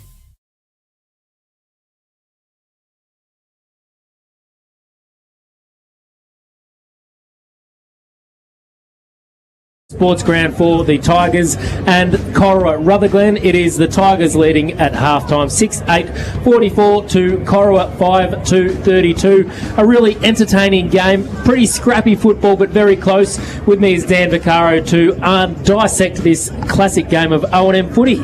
Thanks, Chris. Oh, yeah, you said it. It was. It's great that it's so close, but look, to be quite honest, it's a very, very scrappy game of footy. Did I pump it up a little bit? Hopefully, you probably did pump it up a little bit, but that's all right. We'll let it slide. I reckon hopefully in the next half we're going to see a little bit more free-flowing footy.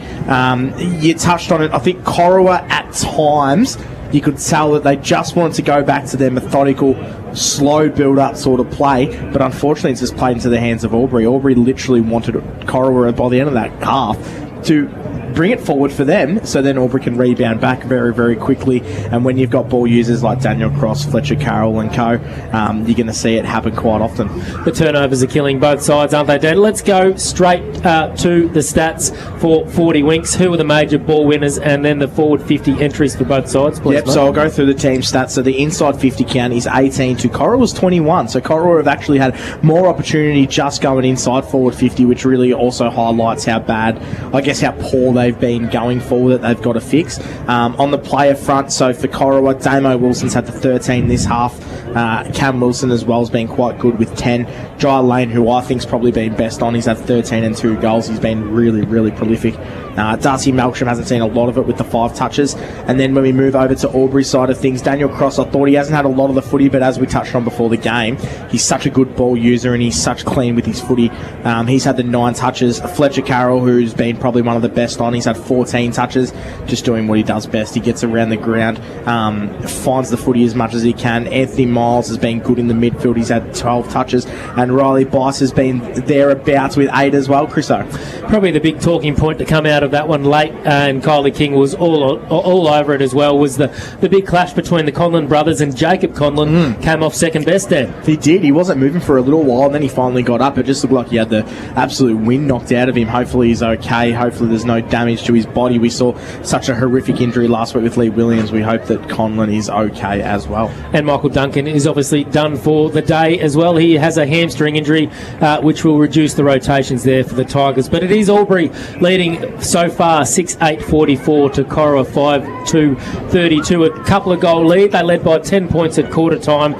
Carroll, Cross and Bice obviously really good at quarter time. Jai Lane, Hanson and Cam Wilson. Who are your pick of the players so far from the second quarter? So what I had for my Optus quarter's best is I still had Jai Lane, so he had 8 touches that quarter and he kicked a brilliant goal that got Corowa almost back into the game. It almost looked like Albury were really dictating terms, and that almost swung the momentum in favour of Corowa, which was great.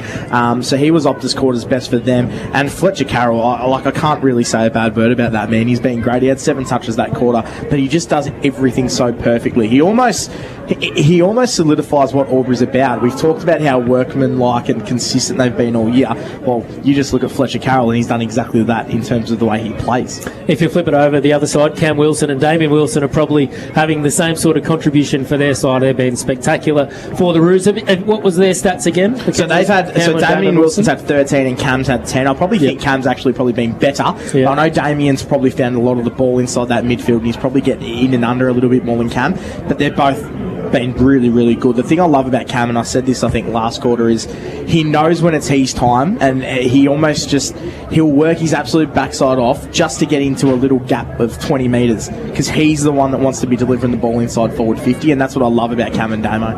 Now they lower their eyes pretty well going into that forward 50. And if Jacob Conlon, we touched on his injury before, we're not sure how bad that is, and if he'll return, we hope he does, especially the Tigers need him in that forward 50. Hasn't set the world on fire. Has he got 1 goal so far? Or Jacob Collins had the 1 goal. Yeah, 1 goal. So if he is out, do you think they'll swing his brother Lucas forward? I think they almost have to. I think it's good. And as you said, Jacob Collins hasn't lit the world on fire, but since their forward line was so open, he was just a great link-up player just around that 50. You saw multiple times that quarter and in the first as well, is that he brought all these small forwards into the game. So he did. I think they're playing a brand of footy where they need a target up forward. So if it's not going to be Jacob Conlon, they're going to have to swing someone that's obviously might be his brother.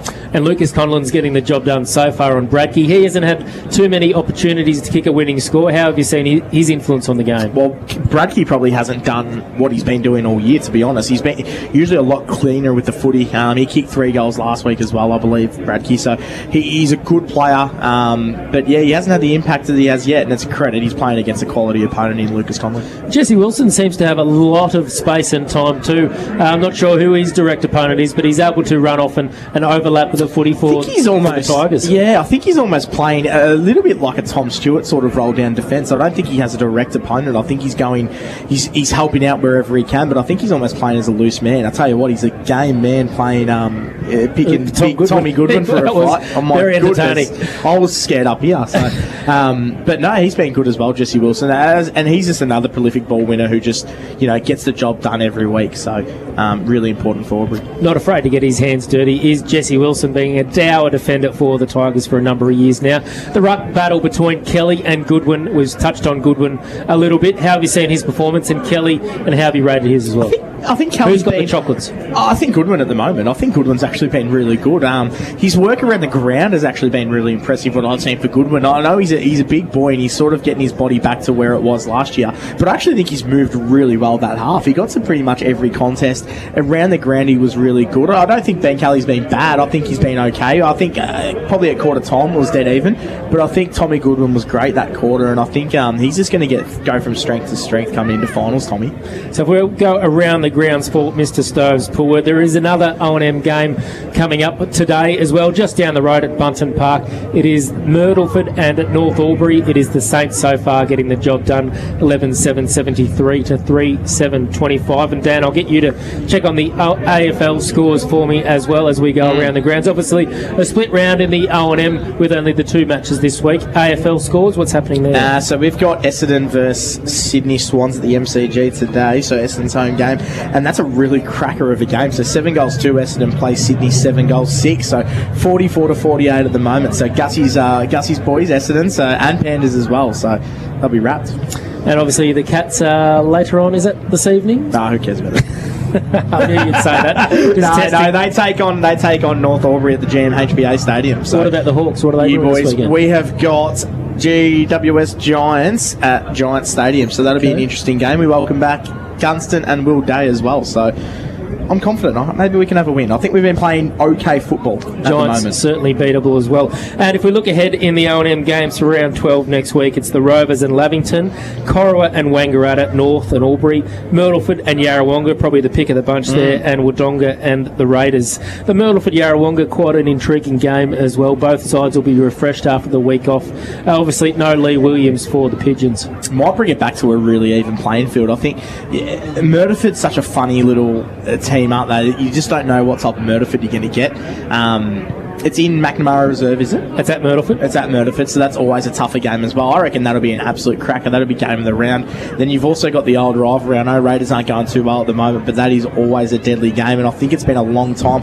This year, Wodonga beat Raiders for the first time in about 6 or 7 years, so they'll be obviously expecting to get the chocolates that game. They're going through a tough spell at the moment, Raiders, but it's always a fiery game. I did want to speak a few little biffs. A little bit about Wodonga too. You've got a bit of an inside knowledge there. How have you seen their season so far, and what can we expect towards the second half of the campaign? I think I touched on it last week. The unlucky thing for Wodonga is that I can't really fault them. I think they're rebuilding, and I think their club is going exactly where you want them. It just so happens that the teams around them, Lavington and Yarra and whatnot, and even Myrtleford as well, they're good as well. So it's really, really hard on Wodonga that they're coming good at a time where everyone's coming good. But looking inside the four walls of that footy club, JT, Jordan Taylor, their coach, he's done an amazing job. He's bought players based on how they're going to go at a club, just not the fact that they can win the ball and play good footy. He's only getting footballers and people that are coming that buy into that club culture. Yeah, well said, Dan, as Corowa makes its way back on the ground as well. We might take one last quick break before we have all the second half action in the O&M. This is the Elders Rural halftime break. It is the Tigers leading 6-8-44 to Corowa 5-2-32. A ripping contest we're expecting in the second half. Don't you go away. We'll have all the second half action very shortly. Ground up. Watching the game at home is good, but watching the game on the big screen with all your mates, all the atmosphere and the great food and beer is pretty hard to beat. And it's all here at the locker room at the SSNA. Adroit Insurance and Risk, your local insurance advisor, able to tailor insurance programs to support your business. And we're proud to support our local community.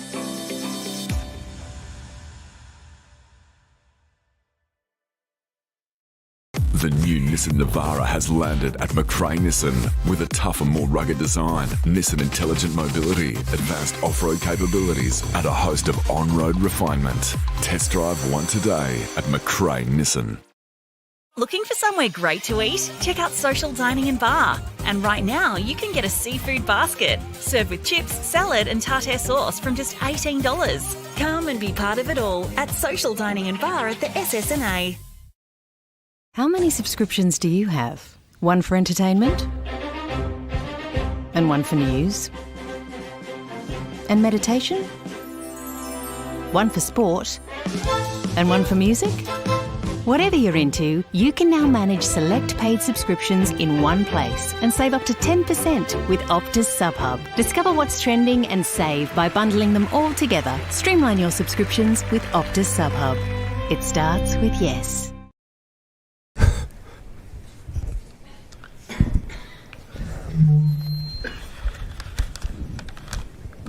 Did someone say KFC? I don't care.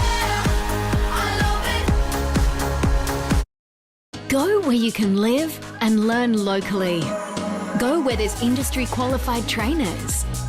Go where students come first. Go for the community. Go for the choice of 120 courses across 11 campuses. Go where there's free TAFE. Go for it with GoTAFE. 0.0% alcohol. This changes everything.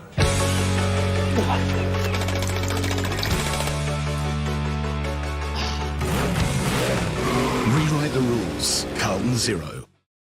The new Nissan Navara has landed at McRae Nissan with a tougher, more rugged design, Nissan intelligent mobility, advanced off-road capabilities, and a host of on-road refinement. Test drive one today at McRae Nissan. GoTAFE is hiring, and we want you on our team. Flexibility, professional development, generous remuneration, and a staff wellbeing program are just a few of the great benefits we offer. If you have a passion for your skill or qualification, and you're looking for real work-life balance, then GoTAFE is the place for you. GoTAFE is leading, Inspiring. hands-on, Flexible. Fabulous. We have dozens of trainer positions and corporate roles open right now. Get in touch today. Hi, I'm Kylie King. I first fell in love with this region as the Prime News sports presenter. Sometimes this feels like my second home. I love our historic towns and vibrant cities, our passion for sport, and of course the people who make it special. And now I get to share what's important in our region with Kev Polton. So join us, Kylie and Kev for breakfast, weekday mornings from 6 on 2AY and 3NE.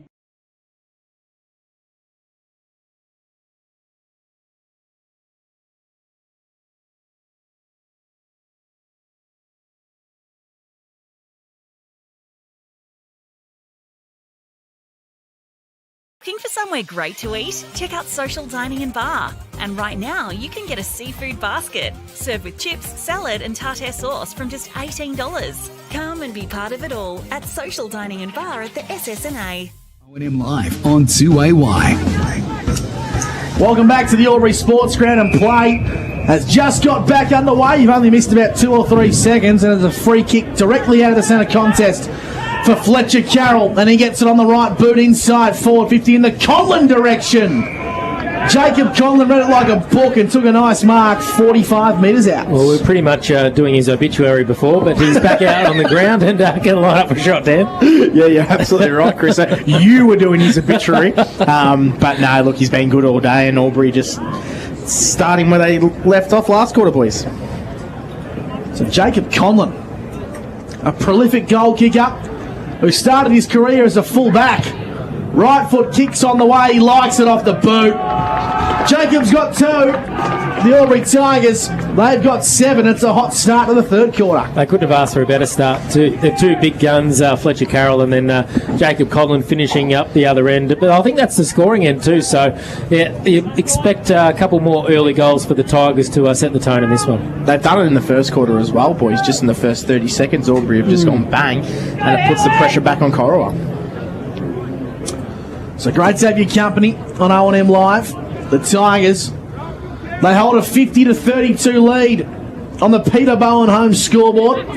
As the footy goes aloft in the centre once again, Fletcher Carroll head over the footy and got hands on it to Brian Hodgson, who kicks with the right foot, kick up towards the half forward, and it sits beautifully for Bice. Darts the left foot inside 50. Overrunning it was Hanson. O'Sullivan working really hard, and he got Jared Hatton high.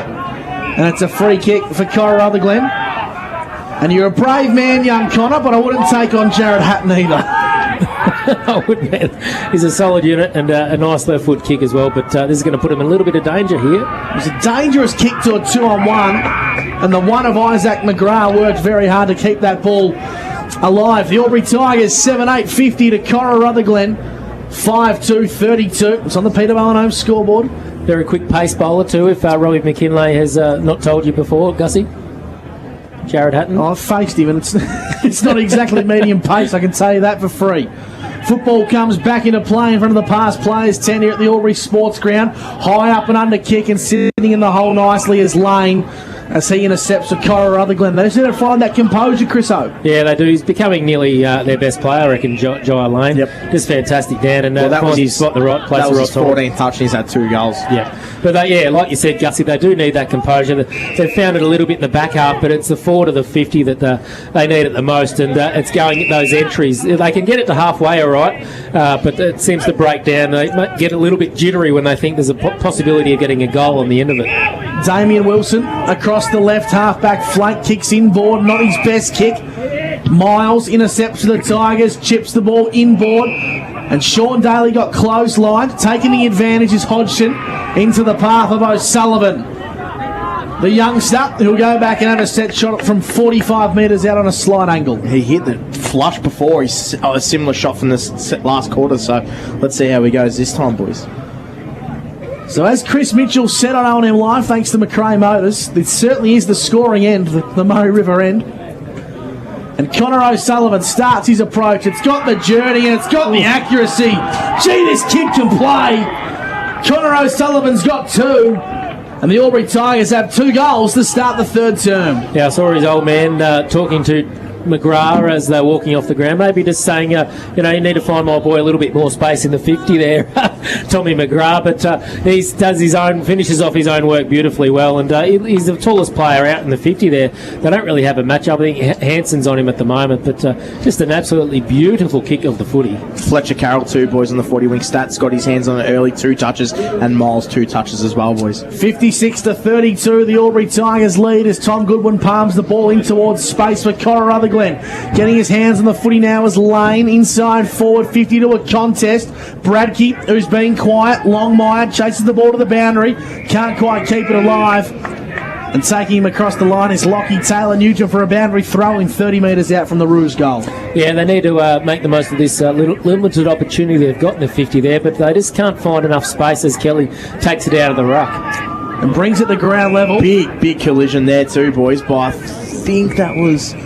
too sure who that was. Who is it? It's not one of the Wilson brothers? I reckon it's Melksham who's down and Ben Kelly. Yeah, well, we saw a really bad head clash between 2 teammates last night there in the AFL, and hopefully something similar hasn't happened. There's a lot of players around the footy, and the trainers are doing their best to get out there as quick as they can. Surely the umpire will stop the play here. I think they've got off the turf, so that's good signs. So it's Hayden Filipponi, in fact, for Corowa-Rutherglen, and Ben Kelly, who got taken in the knock. Because it's a blood rule, Ollie Struve can come straight onto the ground, but the captain, Hayden Filipponi, coming off the ground, will get Kylie King for the newie to keep an eye on that one. I hope it's just a bit of blood. He seems to be okay and in good spirits. Yeah, it's the left eye, guys, just above there. He's got a bit of claret running. He's got a fair bit too on the white jumper. That won't be pretty. It's a free kick and a whistle. It's going to go the way of Corowa-Rutherglen. The ball's in the hands of Jake Wood. The boy from Leighton pumps it into the pocket. Probably not his best kick, and Jesse Wilson intercepts beautifully for the Albury Tigers. So he's come off second best. Kelly stays out there for Albury, and he's just getting patched up, I think, down there, Kylie. Kylie's got a better view than me. Yeah, it is. It's really near that left eye, just under, I think, or to the left of it. But yeah, he won't have much vision out of that for a while. Garlett, true centre wing, club room side for the Tigers, comes to Bryden Hodgson, who looks to be playing across half forward now. Hasn't wasted the footy today either, has he? And he goes inside forward 50. Howard elected to leap early. Tom Goodwin. Well done, Big Tommy. tackle, Tommy Goodwin. Should have been He rewarded. wrapped up Jacob Conlon, and the umpires found That's a shocking call. That's a terrible call. Should have been Going off the the other ball. way.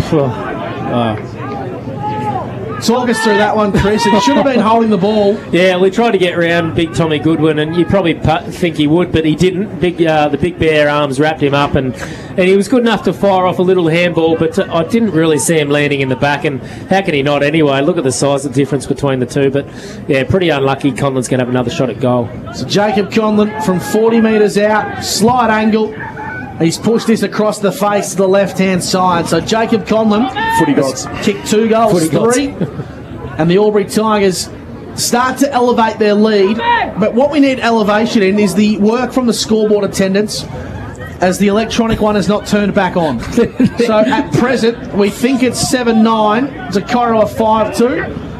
But don't quote me on it, as Jesse Wilson intercepts for the Tigers. Inside forward 50, Conlon's the target. Howard's been good. Well Sean Daly picks up, winding back the clock as Hatton marks on the goal line for the Roos. Yeah, great work there by Shawnee Daly to read the fall of the ball. Doesn't have the wheels to get past his opponent. Managed to get the kick away, but they've penned the Roos in the 50 and Tigers have got all the outlets covered at the moment, Dan. Yeah, you're absolutely right, Chris. So Albury have started really well. They've had 6 inside 50s to Corowa's 2, so they're starting to dictate terms in this third quarter. Corowa send the ball long down the line. Robinson flies uncontested. And the umpire says it's a free kick to the Tigers. Taylor Nugent takes the advantage, kicks to Conlon, who gets it on the second bar of the cherry to go over the top to Carroll. Shimmies and shakes in a telephone box and kicks to the top of the goal square to Garlett. Oh, Jeffy Garlett. Oh, I've got to pay that. You've got to pay that one if you don't pay Tommy Goodwin's holding the footy. It would have been a Penner's Albury mark of the day. He didn't really get off the ground, but it looked like he was trying to, and then nearly came down with it, landed with the ball in his hands and just spilled out, and obviously didn't hold it long enough for the umpire. So deep in the pocket for the Tigers. Great ruck work from Daly into the path of Conlon. Left it behind. The Roos have numbers via Damo Wilson, who exits defensive 50 and puts it up towards the true centre wing position as Barrett works hard to keep it alive. The Roos have numbers via Bradkey, wrapped up in a tackle, and he's happy to see the boundary line for a boundary throw-in. Damo Wilson has played a good game today, but it's just chaos balls now outside the forward 50. Albury are really dominating this game now. I think Albury, if they don't waste their opportunities this quarter, they can kick the next 3 or 4 goals. Yeah, you're probably right. It's giving it straight back to them, isn't it? 8-9-57 to the Roos, 5-2-32. The scoreboard attendants of the Albury Tigers have missed one. Well, the other scoreboard's back up and running. You'll be happy, Yossi. That it certainly is, and that one's correct. So, Miles has marked 40 metres out for the Tigers. He'll go back and have a set shot, and this is his range too. Milesy, not a booming kick of the football, but certainly an accurate and precise one. Probably kicking from about 45 on a bit of a slight angle, and big mark there. Came down with the ball. He's such a courageous, brave player, and a shot at goal here. This would bring the house down. The WJ listed medalist, and now the co-coach of the Albury Tigers. Miles kicks to the top of the goal square, doesn't quite have the legs. Kept back into play by Conlon. And the umpire says it's gone through for a minor score. Yeah, the umpire wasn't going to have any of that, but it was a good effort there by Conlon. The Roos just can't get it out, even when they have a free kick and try and get it out of their 50. But the likes of Carroll and Co are doing their best to give repeat opportunities for the Tigers. 8-10-58, the Albury Tigers. The Roos 5-2-32 on the Peterborough home scoreboard. We'll bring the footy back into play. 60 metres out from Albury's goal. It's a nice throw-in back in action. Sean Daly won the ruck contest, and here comes Jones. Gaynor shimmies and shakes and kicks into the path of Garlett, who gets it on the second bite of the cherry, snaps on goal, and it's across the face for a minor score. That's the excitement and buzz Jeff Garlett can bring. He's actually been quite impressive today, Jeffy Garlett. Whenever he's got the footy, he's been really good. The problem at the moment is that Albury are just completely dominating the Roos, but they still aren't converting as of yet. And they keep keeping Corowa in the contest. They are. They really are, Chriso. But they wouldn't want to concede the next goal, that's for sure. Third quarter action, thanks to Ag Boss on O&M Live. Kicking in from fullback was Hansen. Wasn't his best kick. Good tackle applied by Bice. Will ball the footy up. In fact, it spills out as the Tigers kick inside 50. It's a free kick to Hodgson. They're going to bring the football back for a high tackle, Chris. Yeah, another nearly shot at goal. Now, he's probably going to look to pass this one off. I reckon it might test him, Hodgson, from here. But Cora's got plenty of numbers behind the ball. So he's just on the edge of the circle now is Bryden Hodgson. Man on the marks on the edge of the square. And he handballs dangerously as the Tigers kick inside 450. Big, heavy contest. 2 Roos are down. Wood, I think. Keep an eye on that one. I reckon it's Wood and Shield. We'll bring the footy back into play as it trickles out of bounds. In front of the Peter Bowen home scoreboard, the Tigers 8-11-59, the Roos 5-2-32. Yeah, they certainly committed there, weren't they, down those 2 players? Yeah, they did. Aubrey have been pretty good, boys. Daniel Cross still yet to touch it this quarter. I think he is on the ground, just a slow start for him. Of course, Michael Duncan out of the contest for the Albury Tigers with a hamstring injury. And Dan Vaccaro doing some good work on the 40-wing stat sheet. Might be the walking wounded. I think there's another injured Tiger down there. I'll get Kylie to go and check on it. Obviously, still got Filipponi off as well. Well, Ben Kelly, I think, is after that head knock, still down there. As Damo Wilson gets his hands on the footy, disposed incorrectly. Umpire said nothing of it. We'll ball the footy up once again. So it's still not overly pretty, Chris, but it's still a fairly fierce contest. Just living in their 50, isn't it, for the Tigers? But they haven't had too many clear shots at goal, so that's a credit to Corowa's defence is standing up tall so far. But weight of numbers sort of tells you they can't do it for too much longer. I tend to agree. So it looks like Jim Grills is going to come to the boundary line and tick the legs over on the bike. We'll keep an eye on that one. Robinson flew high but missed the footy in the ruck contest at ground level. Cam Wilson got taken by Gaynor. The umpire said no thing in it just quite yet. We'll ball the footy up once again, and Chriso will chase them around the ground scores shortly. I believe Myrtleford held quite a substantial lead at the main break at Button Park. Robinson clears defensive lines with a fist out of the contest.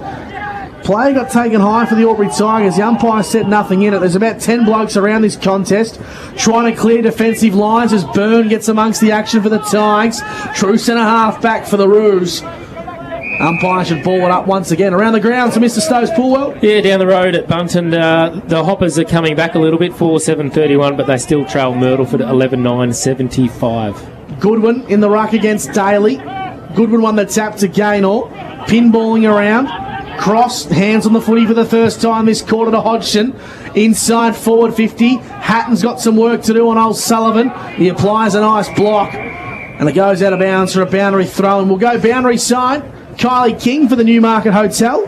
Hayden Filipponi, good news. He's had his eye, some steri strips applied above his left eye, and he's now got the number 28 Guernsey on, so that's an encouraging sign that they expect him to get back out there. Bit of claret on the number 4, boys. Yeah, not great on the old watch Guernseys either. I hate to be the one washing it. Tell you what, Kylie King's doing a fantastic job on the boundary today for the Newmarket Hotel. As the football heads towards Bradkey, true centre wing, club room side, and he takes it out of bounds for a boundary throw. And we go to Dan Vaccaro for some 40-wing stats. Yeah, Fletcher Carroll's been good, boys. He's had the 5 touches as he is. Damo Wilson, Cam Wilson have had 2 respectively as well, but the inside 50 count is the most evident. 11 inside 50s to 2 this quarter. I was going to say how many for Corowa at 2. Yeah, so quite telling at the moment that it's been an avalanche of 50 entries to the Tigers. Free kick and a whistle for holding the footy. It's going to work out favourably for the Roos because the clearing kick from Melksham was intercepted. So it comes back to the edge of the centre square. Desperately need a goal, Gussie, do the Roos. That they do, Chriso. As Longmire kicks long down the line. Good use of the body from Wilson. Palming it towards the boundary line for the Tigers is Taylor Nugent. And that's a move I've picked up from the half-time break. Is Taylor Nugent's gone into defence and Hodgson's gone into attack. Yeah, it's not a bad one. Hodgson, I don't think he's played much forward at all for the Tigers this year, but he is a bit of a midfielder by trade and can kick a goal. So, quite a strong, crafty forward he'll make out. He's a really good ball user too, Bryden Hodgson. So it's a really good move by Albury. It's interesting to see now if Corowa can do the same as what Albury have done. Maybe lock it in there half for 5 or 10 minutes and see if they can get on the scoreboard scoreboard to make a game out of it. Dan, what can Corowa do to get back into this game? They've got to get it forward and they've got to lock it down, and their ball use has to be cleaner. And here's their chance as Melksham goes inside forward 50. The kick was poor once again. McMenamin handballs over the top. Lane and Struve amongst the action. Backwards to go forwards and Pernag. Pernag by hand to Lane. Been best on for Corowa. Struve left the footy behind, will ball the footy up. Once again, I reckon it's the 5th or 6th time we've said it. That last kick inside forward 50 lets Corowa down every time. Just fumbling a little bit around the footy, and it's making Albury pounce on those stoppages. And Ben Kelly's out on the ground. He certainly is back on the ground, Kelly. Not moving really well. No, and Tommy Goodwin just... Not that it's overly hard to get ragdolled by Tommy Goodwin, but he looked to make that fairly easy on Kelly. Yeah, one to keep an eye on that. It'll be a big win for Corowa if Kelly doesn't have much influence. We got his hands on the footy there, disposed of it incorrectly. Robinson to Jared Lane, who just stumps it on the boot towards Melksham. McMenamin at the back of the pack's been good for the Tigers. Has been good. Back inboard now, he's a go for Longmire. Burn amongst the action. Handballs over the top. McMenamin once again slowing things down. Kicks inboard dangerously. Diving at the ball. The ball was Pernak. But Fletcher Carroll emerges with the footy, takes a bounce and kicks towards half forward. What a kick. O'Sullivan got a last little fist on that one, so couldn't quite bring it to ground. McGrath, incorrect disposal. Umpire said nothing in it. And O'Sullivan pays a free kick. Yeah, probably not really fair, was it, Guzzy? Guzzy, you called it beautifully. It was incorrect disposal there by McGrath. Dropped the footy, but O'Sullivan, he was going to play on, but he's kicked it into the man on the mark. The football gods are paying gods here, Kylie. Yeah, Hayden Filipponi back on too, boys. As Wood takes a mark in the back pocket for Corowa. We've been serviceable. Jake Wood, haven't probably seen the chance for him to play a brilliant game of footy. Opportunity here. Absolutely. Here's Howard streaming out a half-back, kicks long down the line towards Lane, who's been the best for Corowa in a foot race against Taylor Nugent. Taylor Nugent does well to keep the footy alive. Well done by Lane. Didn't tackle him. Bananas it on goal. I don't know about that. He probably should have centred that one there. Did Lane. He's kicked 2 goals, 1. Just caught on the wrong side there, Lane, but gee, he's been good. He's had 2 touches this quarter as well. Made something out of nothing, really. Nugent was right on his tail, but chose not to tackle him, which was interesting. As the Roos try and peg it in here, but Tigers always got someone to kick to when they're exiting D50, and there's gaps all up the ground there, Dan. The thing that Albury do best is they're so organised coming out of the back half that they've just got so many numbers and every player knows their role. And Corowa are almost like a little bit of a poor man's Albury today, that they're trying to do the same, but it's just not working out. So the Tigers lead by 26 points on the Peter Bowen home scoreboard, and the Tigers had the footy at true centre wing club room side as Gaynor kicks long down the line to O'Sullivan. Made a good contest. Jones backed into that one, and the umpire says he's found a free kick here for the Tigers. I'm not sure what for. That was there. He said it was too high, but it seemed like a fair tackle to me. They go in towards the pocket. Conlon's the target. Can't quite bring the footy to ground level. Carroll happy to concede a boundary throw in 20 metres out for the Tigers. Yeah, Tigers well on top, obviously. Around the contest is where it's getting the job done. I reckon Jones has been all right too. McMenamin's been fantastic in the back half, but their defence has been rock solid, Dan. Yeah, it has. You're absolutely right. And their inside 50s, their rebound from 50s has been fantastic. They're up to 12 inside 50s this quarter. Goodwin in the ruck, brought it to ground level for the Roos. Garland intercepts, gets it on the left boot, but doesn't gain any territory. Longmire, handballs out wide. Wood, kick was smothered, had another crack at it. Working hard is Hatton. Happy to take it out of bounds for a throw-in. Yeah, Hatton's been okay, but they've been under the pump, the Corowa defenders. Howard's been all right as well. He looks like he's playing on Conlon at the moment, so a bit of a switch up there with Wood. Howard's the only one that's been able to actually create some sort of space for himself because of his athleticism. Everyone else is just, as soon as they get the footy, they're caught by Albury. Well, I'd love to see Howard play a sort of a Lee Masters role, get on the worst defender and try and expose the Albury Tigers on the attacking side of things. Yeah. And here's a go now for the Roos if Robinson get a nice bounce. He does. He handballs inside, but he handballs poorly. Spencer left it behind. They kick long down the line to the Tigers. Working hard is Robinson. Keeps it alive. Saunders, right foot, kicks good to Struve. Yeah, this next kick is what's hurting them at the moment. And they go inside forward 50. Bradkey's there, makes a contest against Conlon at ground level. Kicks across the face. Just get out too easy. It's cross. Yeah, cross. And I think it was Hodgson as well, was part of that play as well. But yeah, they just get out too quick and they're going to get out again here. So the Tigers exit D50 via Jones, who got taken late. Didn't like it either. Ear massage. Little ear massage from Wood. Ear massage. Here's a go for McGrath. Right foot kick inside forward 50. Out the back of the pack, O'Sullivan palms it beautifully to Garlett. Not going to miss that, is he? Sunjam goal today. And an elite body and paint play of the day. Connor O'Sullivan palmed it beautifully to Garlett. And Jeff Garlett's got 2. Jeff Garlett's actually been fantastic, I reckon, today, boys. I think he's been a little bit harshly dealt with in his career here at Albury. Just because he's played AFL, we expect him just to go and be the best player in the league, where he's actually doing exactly what a forward pocket's meant to be doing. He's creating pressure, he kicks good goals, and he's been really good today. But they're inside 50 count, 14 to Corowa's 5, Chris. Corowa done, do you think, Dan? Do you think they can come back from this? They need to just get back on their bandwagon, but I think it's done.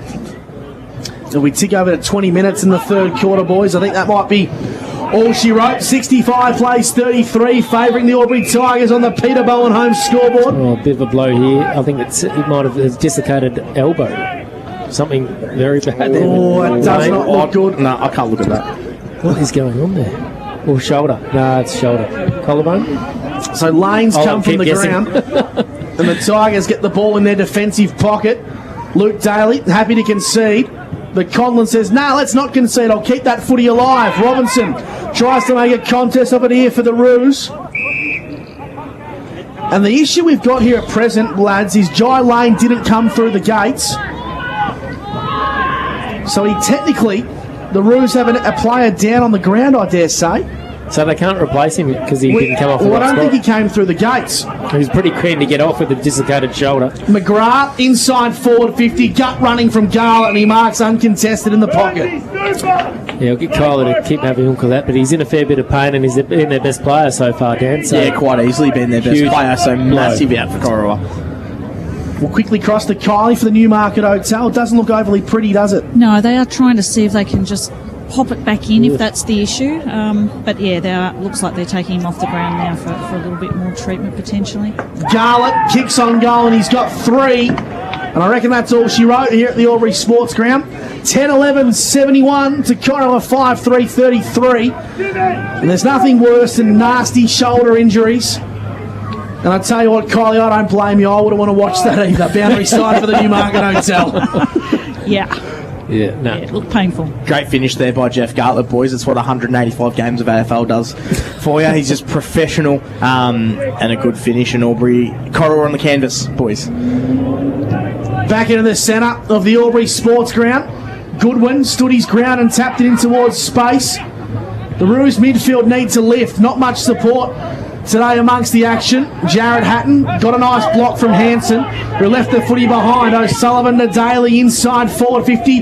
Garlett once again. Just finds him spot at the right place at the right time, directly in front, about 25 metres out, and might kick his third in a row. Clever footballer, boys. He just knows where to run, he knows where to find the footy, and he's going to line up for his 4th. Chaos kick there by Sean Daly into the 50 there, but it's just that perceived pressure I think is really hurting Corowa. Lots of fumbles, they can't pick the ball up and find a teammate as Garlett comes in, Gussie. And he's just pushed it across the face of goal for a minor score. So Jeffrey, he's kicked 3 goals 3. He has. You hit the nail on the head then, Chris. So the perceived pressure, the whole entire quarter has just been Corowa with has just been scared of their perceived pressure. So they've literally got themselves out of the game with it. Poor kick in from fullback, and the Tigers pounce on it. Here's a go for Garlett. His kick was smothered off the boot. Gaynor works ferociously to keep it alive. Howard and Melksham. Melksham did well to palm it back in towards space. The Tigers have numbers. Miles, McGrath, handballs. They need to find one more in towards some space. Gosh. It sits nicely for Gaynor.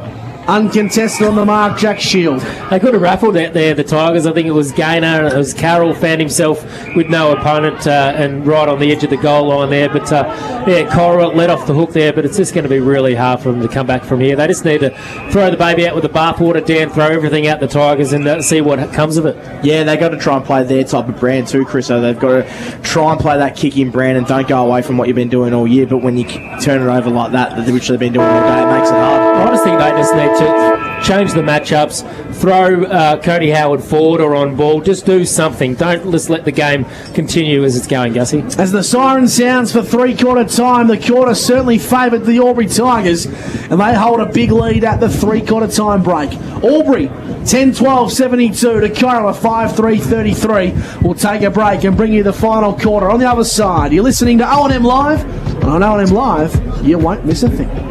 A.T. Jones. Watching the game at home is good, but watching the game on the big screen with all your mates, all the atmosphere and the great food and beer is pretty hard to beat. And it's all here at the locker room at the SSNA. Adroit Insurance and Risk, your local insurance advisor, able to tailor insurance programs to support your business. And we're proud to support our local community.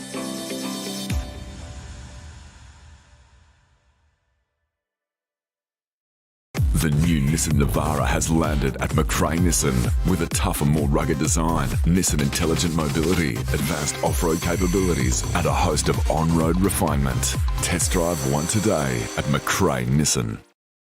Looking for somewhere great to eat? Check out Social Dining and Bar. And right now, you can get a seafood basket served with chips, salad and tartare sauce from just $18. Come and be part of it all at Social Dining and Bar at the SSNA. How many subscriptions do you have? One for entertainment? And one for news? And meditation? One for sport? And one for music? Whatever you're into, you can now manage select paid subscriptions in one place and save up to 10% with Optus SubHub. Discover what's trending and save by bundling them all together. Streamline your subscriptions with Optus SubHub. It starts with yes.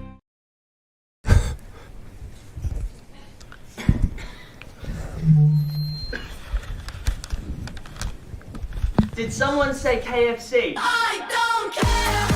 I love it. Go where you can live and learn locally. Go where there's industry qualified trainers. Go where students come first. Go for the community. Go for the choice of 120 courses across 11 campuses. Go where there's free TAFE. Go for it with GoTAFE. 0.0% alcohol. This changes everything.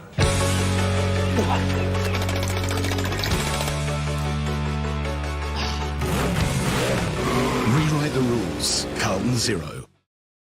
The new Nissan Navara has landed at McRae Nissan with a tougher, more rugged design, Nissan intelligent mobility, advanced off-road capabilities, and a host of on-road refinement. Test drive one today at McRae Nissan. GoTAFE is hiring, and we want you on our team. Flexibility, professional development, generous remuneration, and a staff wellbeing program are just a few of the great benefits we offer. If you have a passion for your skill or qualification and you're looking for real work-life balance, then GoTAFE is the place for you. GoTAFE is leading, Inspiring. hands-on, Flexible. Fabulous. We have dozens of trainer positions and corporate roles open right now. Get in touch today. Hi, I'm Kylie King. I first fell in love with this region as the Prime News sports presenter. Sometimes this feels like my second home. I love our historic towns and vibrant cities, our passion for sport, and of course the people who make it special. And now I get to share what's important in our region with Kev Polton.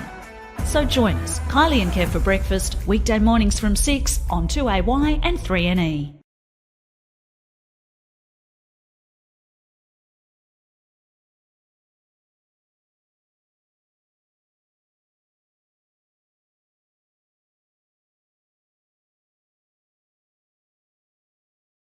Looking for somewhere great to eat? Check out Social Dining and Bar. And right now, you can get a seafood basket, served with chips, salad and tartare sauce from just $18. Come and be part of it all at Social Dining and Bar at the SSNA. On 2AY. Welcome back. Watching the... Welcome back to the Albury Sports Ground. The Tigers 10-12-72 to Corowa. 5-3-33 at three-quarter time. Dan Vaccaro for your local Optus stores, Albury, Wodonga and Wangaratta. Your quarter's best. Thanks, Gussie. Fletcher Carroll, I think, for Albury was fantastic that quarter. And Jeffy Gartlett, how could he not be Optus' quarter's best, Chris? He's just winding back the clock to his Carlton/Melbourne days. He was great that quarter. For Roos, look, I'm going to be honest, there wasn't a whole lot to pick from on my stat sheet anyway, but I thought Tommy Goodwin there, ruckman, probably battled the hardest. A couple of their defenders as well in Howard. But, yeah, apart from that, they're looking very, very much on the canvas, boys. We've got a around the grounds for Mr. Stove's Pool Hurdles 2. Gussie, it is the Myrtleford Footy Club 13-10-88 leading against North Albury 4-9-33 at Bunsen Park. That's the only other O&M game today. As players from the Albury huddle emerge, and Peter German, pretty well known for holding his players in for long periods of time. They've done that this quarter as well, boys. So they're just. He's got plenty to talk about. They were pretty poor that quarter. Need to throw something at the win today. Yeah, I think you hit the nail on the head at the end of that quarter there. You've got to almost throw the magnets around a little bit. Oh, you just got to see try what you can something, do and seeing if you can get some sort of game out of it. We saw a few weeks ago in that. What was it? It was the Rovers Corowa game. The Corowa Yarra game. The Rovers Yarra. It was. Keep thinking. Where's your story going down? The comeback from 39 points down. Yarra Rovers. Yarra Rovers. Yarra Rovers. Sorry. Yeah, that was. You never know. You never say never in footy, but it looks pretty bad for Corowa. We'll cross boundary side. Kylie King for the Newmarket Hotel. What do the coaches have to say at three-quarter time? Well, lads, I was thought I'd focus on the Albury huddle, and from the Albury huddle, I could hear Peter German's opening words to the Corowa lads. It's not good enough. Very much not happy with that. From the Tigers' point of view, now this is where we get going, boys. We know this is what we did. We said that at the start, that we'd break them slowly but surely. This is where we just put the foot down. You can see that their heads are dropping. Now we get in for the kill. Really happy with their uncontested marks, happy with their repeat stoppages. He says that's been really good for us. He said that the Corowa-Rutherglen's mids did put the pressure on them, but we kept up with them really well. So he said... It's the little 1%ers that Gus McLeod might not put in his stats that I'm really impressed with. He didn't say that, did he? We did. Did Anthony Miles actually say that? It did get a mention. Gee whiz. Wow. So watch your stats, Free boys. Look for the 1%ers that isn't the showy stuff. This is a word from the coach. Don't blame the stats, man. That's Gus's fault. I better buy Miles a beer after the game, I reckon. Just quickly on a serious note, boys, is this the quarter where Albury send a message to the competition and say, I want to kick 8 or 9 goals this quarter? Yeah, they could. And they should really send a message to the comp. Yeah. We're about to get underway in the fourth quarter. That's actually knocked me for six. Gobsmacked. He's got to mention I never thought I'd be mentioned in the three-quarter That's time pretty. straight. Yeah, it's pretty special. I don't know if it's a compliment or an insult. I'm tipping it's the latter. all press is good press, Gussie. Fourth quarter, thanks to Bingley. You're listening to O&M Live, and the footy goes aloft. Kelly won that one down. Getting a clearing kick is Bradkey. He's gone into the ruck to start the final quarter. The umpire should ball this footy up just on the edge of the centre square. In the end, play goes on. There's a bit of a scuffle here. We'll get you to keep an eye on that one, Chris O. Pinballing around in the centre of the ground. Leaving the football behind was Bradkey. And Carroll bombs it on the boot inside 450. Connor O'Sullivan needs a favourable bounce and he gets it. And he pops it up to the top of the goal square. High up and under kick. Good contest. Bring it to ground level for the Roos. Gaynor got taken high. Nothing in it, said the umpire. Bias has got to be quick. Dispose of the footy. Cam Wilson links up with Damo. Right foot kick down the line. Working hard is Longmire to keep it alive. Byrne goes over the top, trying to find a teammate. This is much better footy to start the final quarter. Pinballing around. And the Roos prevail with the contest here. Spencer over the top. Nicely to Struve. Trying to keep it Clever. alive. Handballs over the top. Longmire's been that impressive, hand the young pass back is fella. the smart one. There's more options now as the Roos, they're playing a little bit too much now, but they've turned it over. But it was looking good for a second there. Kelly comes back in board to Jones, who just pumps it on the right boot to a contest. O'Sullivan brings it to ground level, pinballing around deep in the pocket. Well done. The Roos have numbers and they clear defensive lines, or do they just? Getting a crucial touch on it is Bailey Pernag. And it's ferocious to start this final quarter, Chris. Yeah, it's ping-ponging everywhere, isn't it? And the Roos are obviously still struggling to get it over halfway, but I will give them plenty of credit to start this quarter, Dan. It's a lot more open and flowing football. They are, and they're going back to go forward too, Chris, though, which I like, and they haven't done it all game. So Wilson, it's Cam. Marks in the centre of the Albury Sports Ground, lowers the eyes, links up with brother Damo. Got the numbers here. And they kick inside forward 50, and Robinson and also Longmire both lost his footing. Yeah, been the story all game, that, boys, hasn't it? It wasn't the right kick, though, was it? They had the numbers there, the Tigers, and they're on the fat side now with all the numbers. They're going to rebound back into their forward 50. Kicking long down the line, trying to find a teammate. It falls out the back for Sean Daly for the Albury Tigers, who kicks to O'Sullivan, uses his Howard's strength. come off his play And really Howard well. runs off his man beautifully. His kick probably wasn't his best, though, trying to roll the dice. No, it wasn't. Dander's game with the stare eyes singing, how could they do it again? Sean Daly, 60 from home. Done, Beautifully done to Riley Bice, and that is game, set, match. The Albury Tigers are home.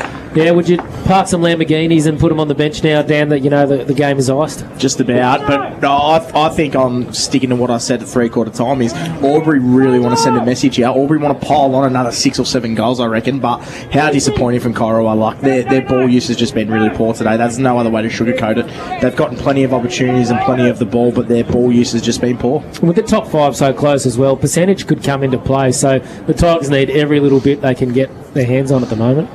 And these are the wins they need to make sure they win emphatically, the Albury Tigers. They're still a premiership contender, and I reckon finishing top 3 is going to go a hell of a long way to getting you towards a premiership. Back in the centre of the ground, on top of the football is Jesse Wilson.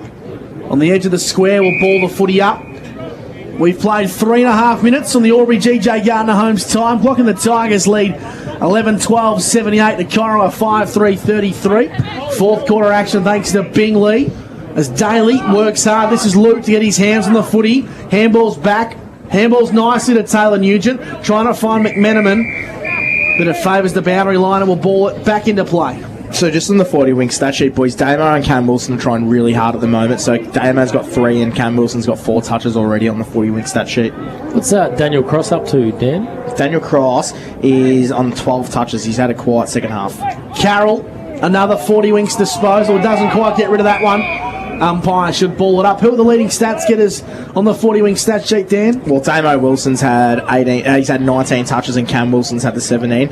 And Fletcher Carroll's leading the way with 22. Give another one to Cam as he pumps it inside forward 50. Daly tried a toe poke. Wilson got amongst the action and tried to clear defensive lines. Football too far to score for the Roos as Melksham goes inside forward 50, trying to find Longmire, making a contest of it as he snaps on goal. Ollie Struve kicks a good goal for the Roos. The youngster who's come out of the thirds kicks his first goal of the afternoon, and a much-needed response from Corowa-Rutherglen. Yeah, Longmire was clever enough to just paddle it forward a little bit and give, Struve a little bit of an opportunity to snap one round the body in there. And a big goal there for the Roos. Not only obviously done on the scoreboard, just to keep their confidence ticking in this last quarter. They've been heavily beaten by the Tigers, but just need everything going their way. A little bit of momentum. They're not out of the finals fight just yet. Let's not forget that. So just need to get back to their winning ways. Obviously last time against Myrtleford, and they're getting a bit of a touch-up today too against the Tigers. 78-39, the Tigers lead on the border carpet scoreboard as Carroll gets his hands on the footy, gets rid of it in the nick of time, but his handball was poor. And 4 or 5 Roos lurk around this footy. Will ball it up. We'll go boundary side. Kylie King for the Newmarket Hotel. Hayden Filipponi has come back off the ground. Just started to have a bit more blood coming out, so he's getting that tended to again from his earlier injury. Of course, copped a nasty head knock, Chriso, with Ben Kelly, who seems to be moving fine and going okay, as Jones gets his hands on the footy for the Tigers. Needs to find a runner out the back, and he gets it in Wilson, who kicks nicely to Carroll. Got pushed late, and the umpire agreed. Yeah, no, fair enough too. And what I like too, Peter German has pushed Tommy Goodwin deep into attack. So he's, I think, is it Conlon or Jesse Wilson playing on him there? Lucas Conlon. Yeah, Conlon. So, yeah, that's going to be a good matchup. They just got to get it down to him. As Gaynor falls out of bounds for a boundary throw-in. Dan Vaccaro for 40 Wings. Fletcher Carroll, boys, has moved up to 3 touches this quarter on the 40 wing stat sheet. Inside 50s as well. Albury 3 to Roos 2. 11-12, 78 the Tigers to Corowa. 6-3-39 on the Bingley scoreboard. Miles, been good today. Right foot kick inside, forward 50 towards the hot spot. Fletcher Carroll shimmies and shakes. The umpire said he got taken high. Or in fact, he's appointing for a high fend off here.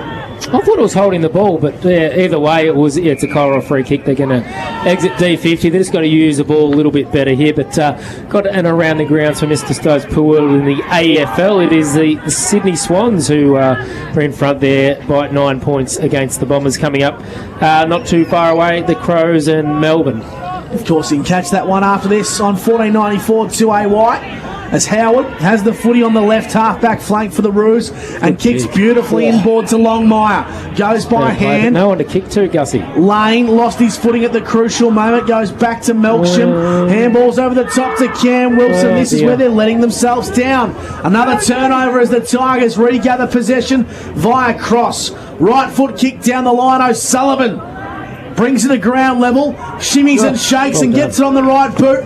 Inside forward 50 to Conlon. Yeah, he's going to play on and kick another goal. That's their 12th for the Tigers there. But, yeah, great play there by young O'Sullivan to keep the ball alive. I think it was Wood that was on him and managed to get around and get one in. Conlon took a great mark against Cody Howard, played on and kicked the goal, Dan. Yeah, absolutely, Minchy. And how good was Daniel Cross? You haven't had a lot of touches this quarter and this game, but how good is his ball movement? He'd just be able to grab the ball, put it inside forward 50 and Albury get another one. He kicks the ball with such effective weight on the footy. These times they kick beautifully every time. Even if it's that little bit high, it still forces the player so good because, as you said, the weight of it's just perfect. Gives them the chance to lead into it and mark it, doesn't he? Yep. The Albury Tigers 12-12-84. The Roos 6-3-39 on the Border Carpet scoreboard. O&M live action on 1494 2AY. As the umpire throws it up towards Bradke, who wins it out of the ruck. Fletcher Carroll gone to half forward, needs to get a favourable bounce. He doesn't quite get so, but his defensive pressure is quite strong. Miles lifted as the game goes on. Handballs nicely to Garlick. Sells some candy, right foot kick in the pocket's not his best. O'Sullivan's got to work with a clean pickup, and he does really well. Brute strength. The umpires found a free kick. How the hell could he play holding the ball for that? He stood up in the tackle and got rid of the handball. That's strange. Anyway, the Roos are going to exit D50 again. Mum told me if you can't say anything nice, don't say anything at all. So I'll leave it. I'm going to go home then. Robinson, his kick was smothered off the boot. Well done to Struve. Handballs down the line nicely. And here's a go for Longmire. Tommy Goodwin wants it deep, and he's going to get it deep. Oh, good. And well done by Conlon, who got a fist in at the crucial moment. Out of bounds for a boundary, throwing deep in the pocket. Looked like he was going to gobble that one up, Gussie. Big Tommy Goodwin. And yeah, I think I like the move there, putting him deep forward. And that was a nice entry as well. Conlon was good enough to get a fist away to it. They just got to get it on his head, I reckon. Get him a chance to use his strength in the contest. He takes it out of the ruck and he kicks on goal. Tommy Goodwin. It just doesn't quite hold the line across the face for a minor score. So Corowa not giving up on the contest just yet. They move to 6-4-40. So the Albury Tigers 12-12-84. Just on the 40 wing stat sheet quickly too, boys. Cam Wilson's had 8 touches this quarter, so he's not going down without a fight, Chrissy. No, he's been pretty good, Cam Wilson. Gaynor, true centre wing, broadcast side, kicks down the line, trying to find Cross, who gets a nice bounce and tries to break away from Lane. Handballs back inboard to Blomley. Was nice. Lane doesn't quite get the footy to sit for him, so he's going to try and paddle this towards the boundary line. And that's what they get. In fact, it's out of bounds on the full, Chris. Must have touched the foot. Really strange, we don't have the best view here, but Cross is going to send him into the 50. But Blomley, he's not the first pick there for the Tigers, but you really know what you're going to get. He's going to throw everything at the contest, isn't he? Great role player, Blomley. Yeah. Needs to go for Filipponi, who's wearing number 28 now, who chips over the top nicely. Finds a teammate in Howard. Back to Filipponi. One-on-one, and it's not the kick as Conlon marks out in front. You got to kick it on his head to Tommy Goodwin. Yeah, he's not a leading forward, so he's not going to want mark in front of Conlon. You've got to give him a chance to push Conlon out of the way and get goal side, I think, is the key. Yeah, you're right, Mitch. And just when I thought that Corowa had their game plan a little bit better, where they opened up the 50 so they can use the ball better, and then that happens. And it's a great chase down tackle from Will Robinson, holding the ball, who's going to win himself a free kick for holding the footy against young Braden McMenamin. Yeah, he had to work hard for it, Robertson, but he couldn't get a better opportunity to kick a goal here. It'll be their 7th for the Roos. So Robinson from point blank range shouldn't miss this one, Chriso. No, I don't think he will. And you just wonder whether Goodwin could have gone forward a little bit earlier. He's already been a key focal point. Bradkey's been pretty well held. They haven't got the ball down there too much to give them a chance of kicking a winning score. But I like Goodwin down there. Takes at least takes Conlon out of the play, Gussie. Certainly does. The margin back to 38 points, favouring the Albury Tigers on the Border Carpet scoreboard. Dan Vaccaro, the 40-wing stats on the team side of things. Yeah, so the Roos boys have had 4 inside 50s this quarter. They have been better, but 7 inside 50s to Albury Tigers. They've been really, really good. Their centre clearance is a little bit low, Albury. For the game, Roos are a few up on them, so it's been interesting. Goodwin v. Kelly. Give that one to Goodwin. The Roos have numbers. They try to get it through their attacking side of the midfield. Robinson on hands and knees, left it behind Jesse Wilson, who's just been superb today. Kicks up to half forward, hits the chest of Blomley, and then he goes by hand to O'Hara. Inside 50, clean bowled Howard. Well done by Conlon. Well done to Fletcher Carroll. And that's the Albury Tigers at their best. Sunjam goal today. Every link in the chain reaction there played a role, boys, and Fletcher Carroll finished beautifully. Yeah, it sure did, and great play there by Blomley to keep it forward, and then gave Gaynor an opportunity. There's a bit of a chaos ball going in really hard. I think Cody Howard had first look at it, didn't bounce his way, and it found Fletcher Carroll, who wasn't going to miss. Bit of a banana on the run, straight in front, Dan. He's a class act, Fletcher Carroll, boys. He's had 26 touches for the game, and he's had the 1 goal as well, as you just saw him kick it there from around the corner. Well, I hope you feel a bit nervous, mate, because Anthony Miles is right on your stats today, so you better get him right, all right? It sounds like he's right on mine as well. Speaking of, the handballs to Fletcher Carroll, who kicks him towards the path across. Tried to go a little bit fancy in party time. Crossy, it's not your style, mate. Filipponi comes in board to Hanson, lowers the eyes nicely. Too far to score the Roos. They chip it beautifully to Longmire. Yeah, he just found a little bit of separation from his opponent. They moved the ball pretty quickly. It was about 3 chip kicks, only went about 20 metres each, Dan, but that's all they needed to do. That's exactly right, and I feel like we've been waiting for that play all day, Mitchy. Yeah, that's right. It's been a little bit frustrating, but hopefully we can go back and sink one here, boys. Well, you think you're frustrated. What about Peter German? I'm glad I'm not interviewing after the game. I can add to a bit of intel. If you like, boys. Yeah, he's a bit disappointed. So Longmire to bring the margin back to 32 points. Looks pretty accurate off the boot, and I reckon it's got the legs, but it hits the stick. Gave it a roost. Gave it a fair old roost to young Jed Longmire. He's been for a minor score. He's been a little glimmer of hope and shining light, I reckon, Longmire today. He's been good. His surname puts him in pretty good stead. Yeah, well, that's right. That's enough to get picked already, but you've got to earn it. And I thought he's been serviceable today, young Longmire. Miles to Garlett, and Garlett's played the best game I've seen him play in Albury Tigers colours, as he goes to O'Sullivan, who kicks beautifully in the Conlon direction, who brings it to ground level. Hanson got taken high, and the umpire agreed. Free kick to Corowa-Rutherglen in the back pocket. The Tigers lead 13-12-90 to Corowa. 7-5-47 on the Border Carpet scoreboard. I know Albury's missing Michael Duncan with that hamstring injury, but we haven't seen Jai Lane, who's arguably Corowa's best player as well. We'll go boundary side. Kylie King for the Newie. Yeah, Jai Lane's been taken to hospital. His father's at the ground, so they left to just check in case it's an AC joint injury. Yeah. Great work, Kylie. Doing a cracking job boundary side. For the Newmarket Hotel, celebrating 10 years under the Nicholson family. Tell you where I'll be going tonight, gentlemen. The Newmarket. $10 palmy gravy. If it's not $10, there will be riots. I dare say. By you. By me.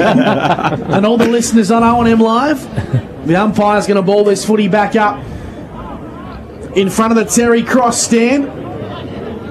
Both ruckmen left the footy behind. Bradkey keeps it alive for the Roos. Handballs into a brick wall. Working hard now to keep this one amongst the action is Barrett, and he kicks in ball to Robinson, who I think's been okay today, Chris. Robinson can hold his head high today. Had a fair bit to do in the back half, but he's been pretty good, as has this man, Cody Howard, who's going to go forward. I would have loved to have seen Pete throw a bit of caution to the wind and put him on the ball, maybe, or put him forward today. But I would have loved to have seen him on the ball, Mitchie. Yeah, he's a great ball user, and he's got great pace. Yeah, he's athletic too, isn't he?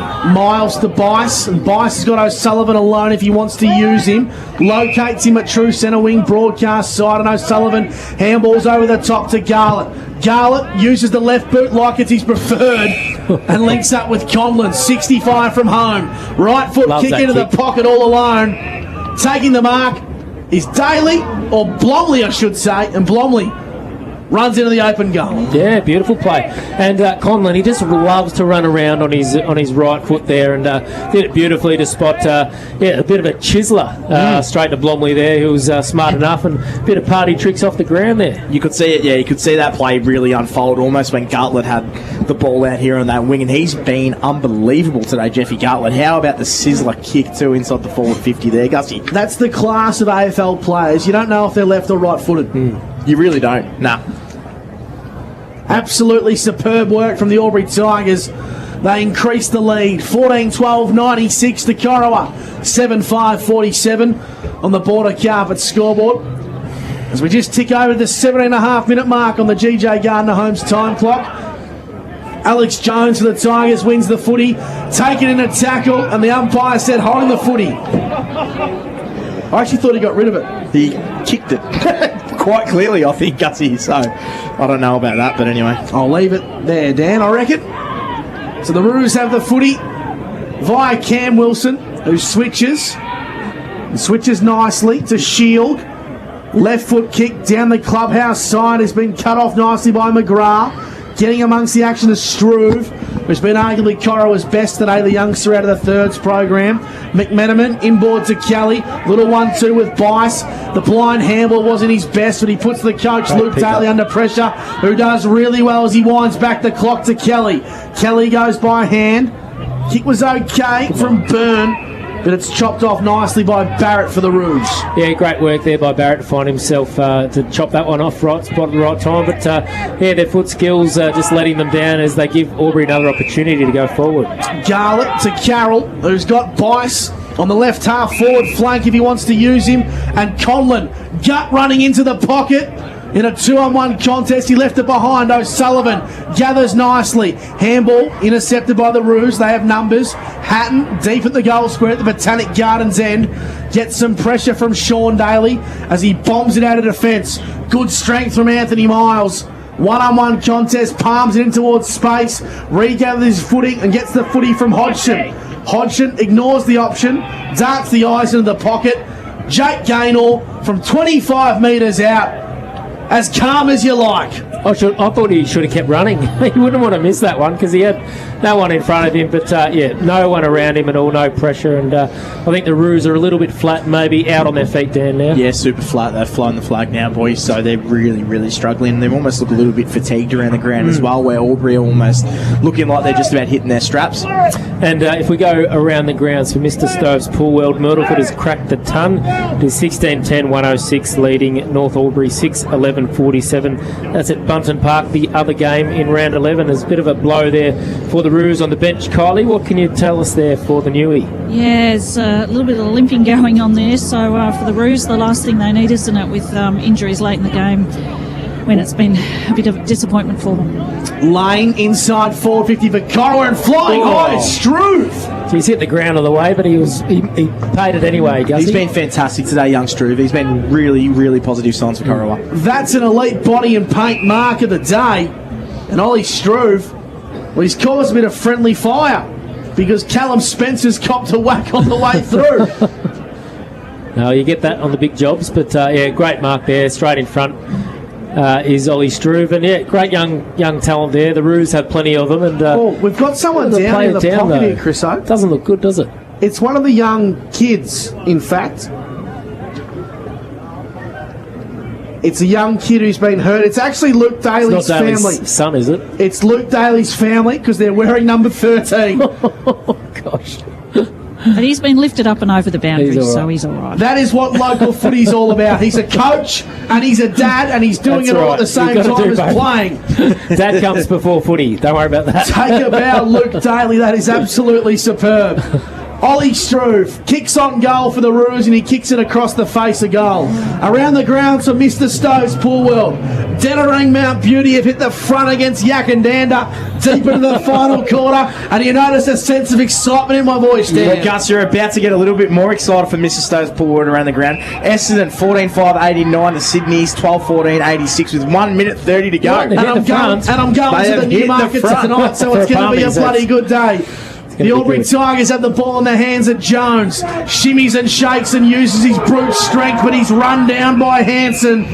Well done, Captain Courageous Joey Hanson. And he won himself a free kick for the Roos. Yeah, big tackle there. Not easy to bring down Jones. He's going to get 50. Maybe he got a bit of verbal as well. But going to send them forward. Hopefully they can get a goal on the end of it. So if you just joined the broadcast, the Tigers lead 15-12, 102 to the Roos, 7-6-48, and Joe Hanson is now within range. That's a massive 50. That's about 70. That is at least 70 metres. It's an 80-metre 50. Nearly 80. Pat Scammell reckons that's... Pat Scammell ran further in the Olympics than that 50 metres. Yeah, he's going to line up for a shot at goal, which is unbelievable. Pat Scammell, he ran further in the Olympics. He got on the halfback flank, the free kick. I tell you, he's not complaining about it. Joey Hanson, who's going to kick this from 30 metres out. No word of a lie. Joe Hanson for the Roos, kicks on goal. And he's pushed it across the face. So at least the footy gods are working.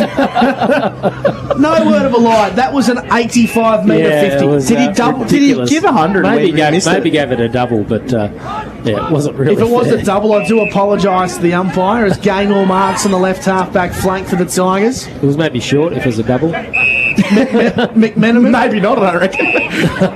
Bice over the top to Miles. If I'm Albury, I'm bringing off a few of the big guns now. Yeah, for sure. Parking him in the garage.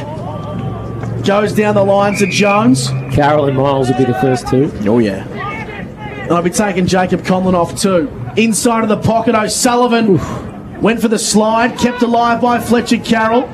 Navigates his way through a telephone box and will bring the footy back into play. The Tigers lead 15-12, 102 to Corowa 7-7-49. We've played 24 minutes on the Albury GJ Gardner Homes time clock. How's this, Gussie? I'm sweating away at Adrenaline Gym during the week, and Big Mont's next to me and Robbie McKinlay. And guess who? Fletch Carroll's in there as well. Was he really? Yep. Just How about just you trying boys to get rubbing shoulders with Fletch Carroll? Footy royalty. That's what we couldn't keep up with him on the treadmill. I would love to know the sweat ratio between Monty and Fletch Carroll. I don't reckon Fletcher would have got out of first gear, to tell you the truth. The umpire balls the footy back up. 50 metres out from the Tigers' goal. It's pinballing around at ground level as the clock ticks over. 24 minutes. The Tigers lead 102 to 49. Fourth quarter action thanks to Bingley on O&M Live. Big shout out to Jax from Wangaratta and Indigo Computers putting the live stream together today and doing a cracking job. Doug on the camera. And Trent Geddes pushing the buttons back at O&M Live HQ as the Roos exit defensive 50 and kick long down the line. Working hard, McMenamin made a good contact of it against Melksham. Philipponi on the overrun. Clever, holds his kick in board for the Roos, but the handball was poor. Tommy Goodwin did well for a big fella to make himself fairly agile. Big tackle applied on Melksham, and the non-officiating umpires found a whistle here, and it's a free kick for the Roos. Yeah, great work there by Melksham. He did it over here, right in front of the commentary box, and put his head over the footy in the middle of the ground there to win a free kick. Jai Lane to the goal square, free kick. Corowa kick for something. The non-officiating umpires found a free kick here. No one really knows what it's for. It's downfield, and Tommy Goodwin's going to get the free kick in the goal square, the big fella. Yeah, well, he deserves one. He's worked hard in this last quarter to try and get on top of his opponent. And, yeah, great to see him move forward, and he's going to surely kick this one. I actually think he's had a pretty good game, Tommy Goodwin, today. No, he's been all right. Yeah. So the big fella, Tommy Goodwin, from point-blank range, the man on the mark takes his knees, and Tommy Goodwin just drills it through. a consolation goal at best. The Roos 7-8, 55 to the Albury Tigers 5-12, 102. Fourth quarter action on O&M Live. Thanks to Border Carpets. Just around the grounds quickly, boys, from Mr. Stowe's Pool World. The Dons have won 95 to 86. Gussie's popping. Ben Rutten is in the job for one more week at least, Gussie. That's until we get Clarko. I'll take him at the Cats for sure. It's a shame you've got an ageing list and a coach that won't leave. Footy comes up back in the middle. Class from the Albury Tigers as Gaynor gets it inside 450. O'Sullivan, he's been really good, the 17-year-old today for the Albury Tigers. The Roos have numbers. Dangerous switch from Hatton. Shocker. And Ben Kelly marks at the top of the goal square. And he can go back to have a shot after the siren to seal the deal. Yeah, well, he set it up beautifully, Hatton, for Ben Kelly to finish on a positive note here for the Tigers. 15-12, 102 to 8-7, 55 on the final siren. But he's going to get one last shot at it and put the icing on the cake for the Tigers. Surely he will kick it directly in front and only 15 metres out. Well, nothing's a certainty in footy, Chris O. But Ben Kelly makes it one. And the Albury Tigers runaway victors here at the Albury Sports Ground. 15-12, 108 to Corowa-Rutherglen, 8-7, 55, an emphatic win, Chris O. Yeah, well deserved, and just have to go back to the drawing board a little bit there. The Roos, I know they're missing a couple of players as we hear the Tigers song playing in the background there, but yeah, disappointing second half. I think they really fell away in that third quarter there, the Roos, and the Tigers, they just get the job done. I think Dan said earlier, just workmanlike, and yeah, they chalk up another victory there, third on the ladder, and keeping the pressure on the top two in Yarrawonga and Wangaratta. That they certainly do, Chris O. Tell you what, best game of footy I've seen from Jeff Gale in Tigers colours. Outstanding, and we'll get Dan to give us the stats soon, but his work around the ground went up, pushed up forward a little bit, but he's just so creative, so clever around the footy, and you can't tackle him, and his awareness and composure when he gets it brings other players into the game, and he was outstanding. The Albury Tigers running away victors here, 16-12, 108 to Corowa, 8-7, 55.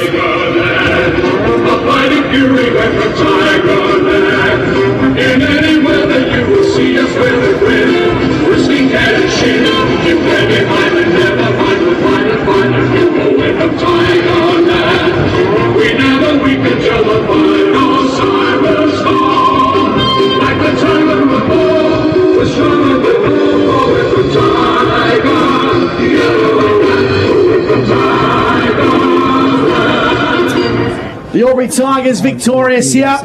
As we cross boundary side, Kylie King for the Newmarket Hotel. She's got our Anytime Fitness Player of the Day. Once again, no surprise, Fletcher Carroll. Yes, our Anytime Fitness Player of the Day, Fletcher Carroll. What a mighty effort. The co-coaches will be pretty impressed. Yeah, they will be. Cora was sort of playing for their season this year, so we knew they were going to come out and be really tough. So give me a bit of stick behind me, but yeah, to come out with a win in the end and win by 50 on the end, which is it's pleasing. Now, last time I watched you play, I was watching you on the boundary line trying to put your finger back in. Good to see it's working okay today. Yeah, well, I actually forgot to tape it today, so lucky I didn't pop it out again. But yeah, it's just been a little bit of a niggle the last couple of weeks, but yeah, here's what it is. And there's just no stopping you, again, right amongst it, which is the only way you know how to play. Yeah, I just keep trying to do my best, playing forward mid-roll, so trying to hit the scoreboard and trying to accumulate the footy for the middle. So yeah, it's nice to get on the end of it. Yeah. Pretty stirring speech at the end. Let them show the Tigers are back.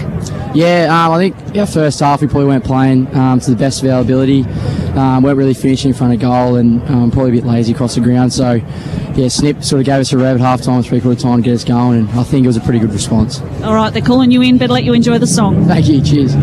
Boundary side with our Anytime Fitness Player of the Day, Kylie King, doing a cracking job there for the Newmarket Hotel.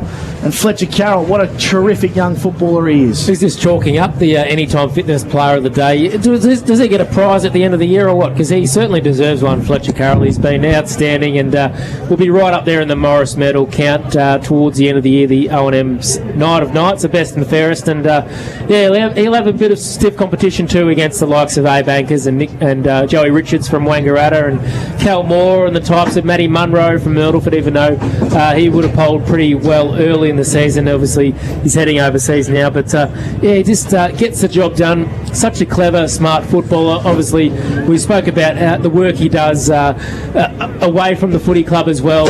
Fletcher Carroll, obviously, in the gym and that sort of stuff, just shows you the type of professional athlete that this young man is, and could easily play at a higher level, and maybe he will in the years to come. But the Tigers will certainly make the most of having him at the sports ground at the moment. That they certainly will, Chris Oak. They're making their way into the club rooms now, and they'll sing the song with plenty of gusto. And they're just starting to trickle their way in there now. Getting a little bit fresh too, without the sun blaring down on the ground there, but absolutely picture perfect conditions. Barely any breeze to speak of as the Tigers head deep into the dungeon there, and they'll belt this one out. And as Fletcher said, he knew Cora would throw everything at it. They had their season on the line. You think, just from a point of view, they're nearly done, aren't they? But Tigers will celebrate this one first. Making their way in now, boys. We'll cross to the rooms now for the Albury Tigers song on O&M Live.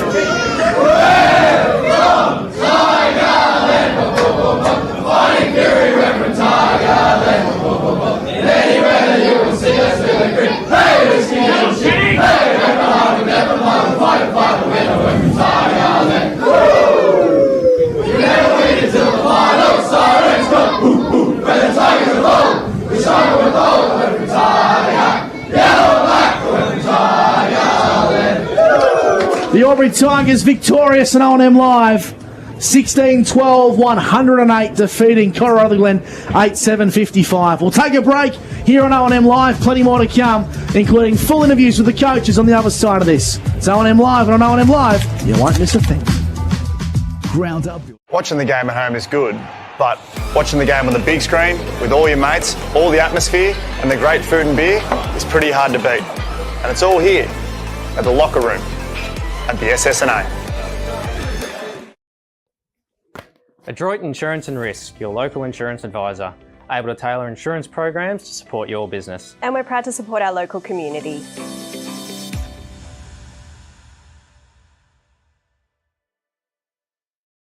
The new Nissan Navara has landed at McRae Nissan with a tougher, more rugged design, Nissan Intelligent Mobility, advanced off-road capabilities, and a host of on-road refinement. Test drive one today at McRae Nissan.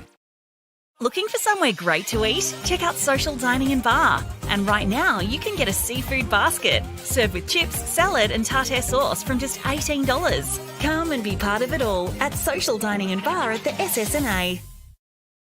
How many subscriptions do you have? One for entertainment? And one for news? And meditation? One for sport? And one for music? Whatever you're into, you can now manage select paid subscriptions in one place and save up to 10% with Optus SubHub. Discover what's trending and save by bundling them all together. Streamline your subscriptions with Optus SubHub. It starts with yes.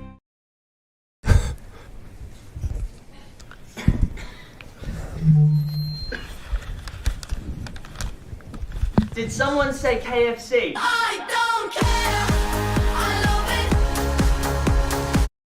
it. Go where you can live and learn locally. Go where there's industry qualified trainers. Go where students come first. Go for the community. Go for the choice of 120 courses across 11 campuses. Go where there's free TAFE. Go for it with GoTAFE. 0.0% alcohol. This changes everything.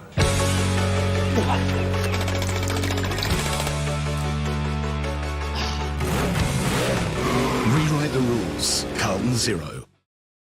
The new Nissan Navara has landed at McRae Nissan with a tougher, more rugged design, Nissan intelligent mobility, advanced off-road capabilities, and a host of on-road refinement. Test drive one today at McRae Nissan. GoTafe is hiring, and we want you on our team. Flexibility, professional development, generous remuneration, and a staff wellbeing program are just a few of the great benefits we offer. If you have a passion for your skill or qualification and you're looking for real work-life balance, then GoTafe is the place for you. GoTafe is leading, Inspiring. hands-on. Flexible. Fabulous. We have dozens of trainer positions and corporate roles open right now. Get in touch today. Hi, I'm Kylie King. I first fell in love with this region as the Prime News sports presenter. Sometimes this feels like my second home. I love our historic towns and vibrant cities, our passion for sport, and of course the people who make it special. And now I get to share what's important in our region with Kev Polton. So join us, Kylie and Kev for breakfast, weekday mornings from 6 on 2AY and 3NE.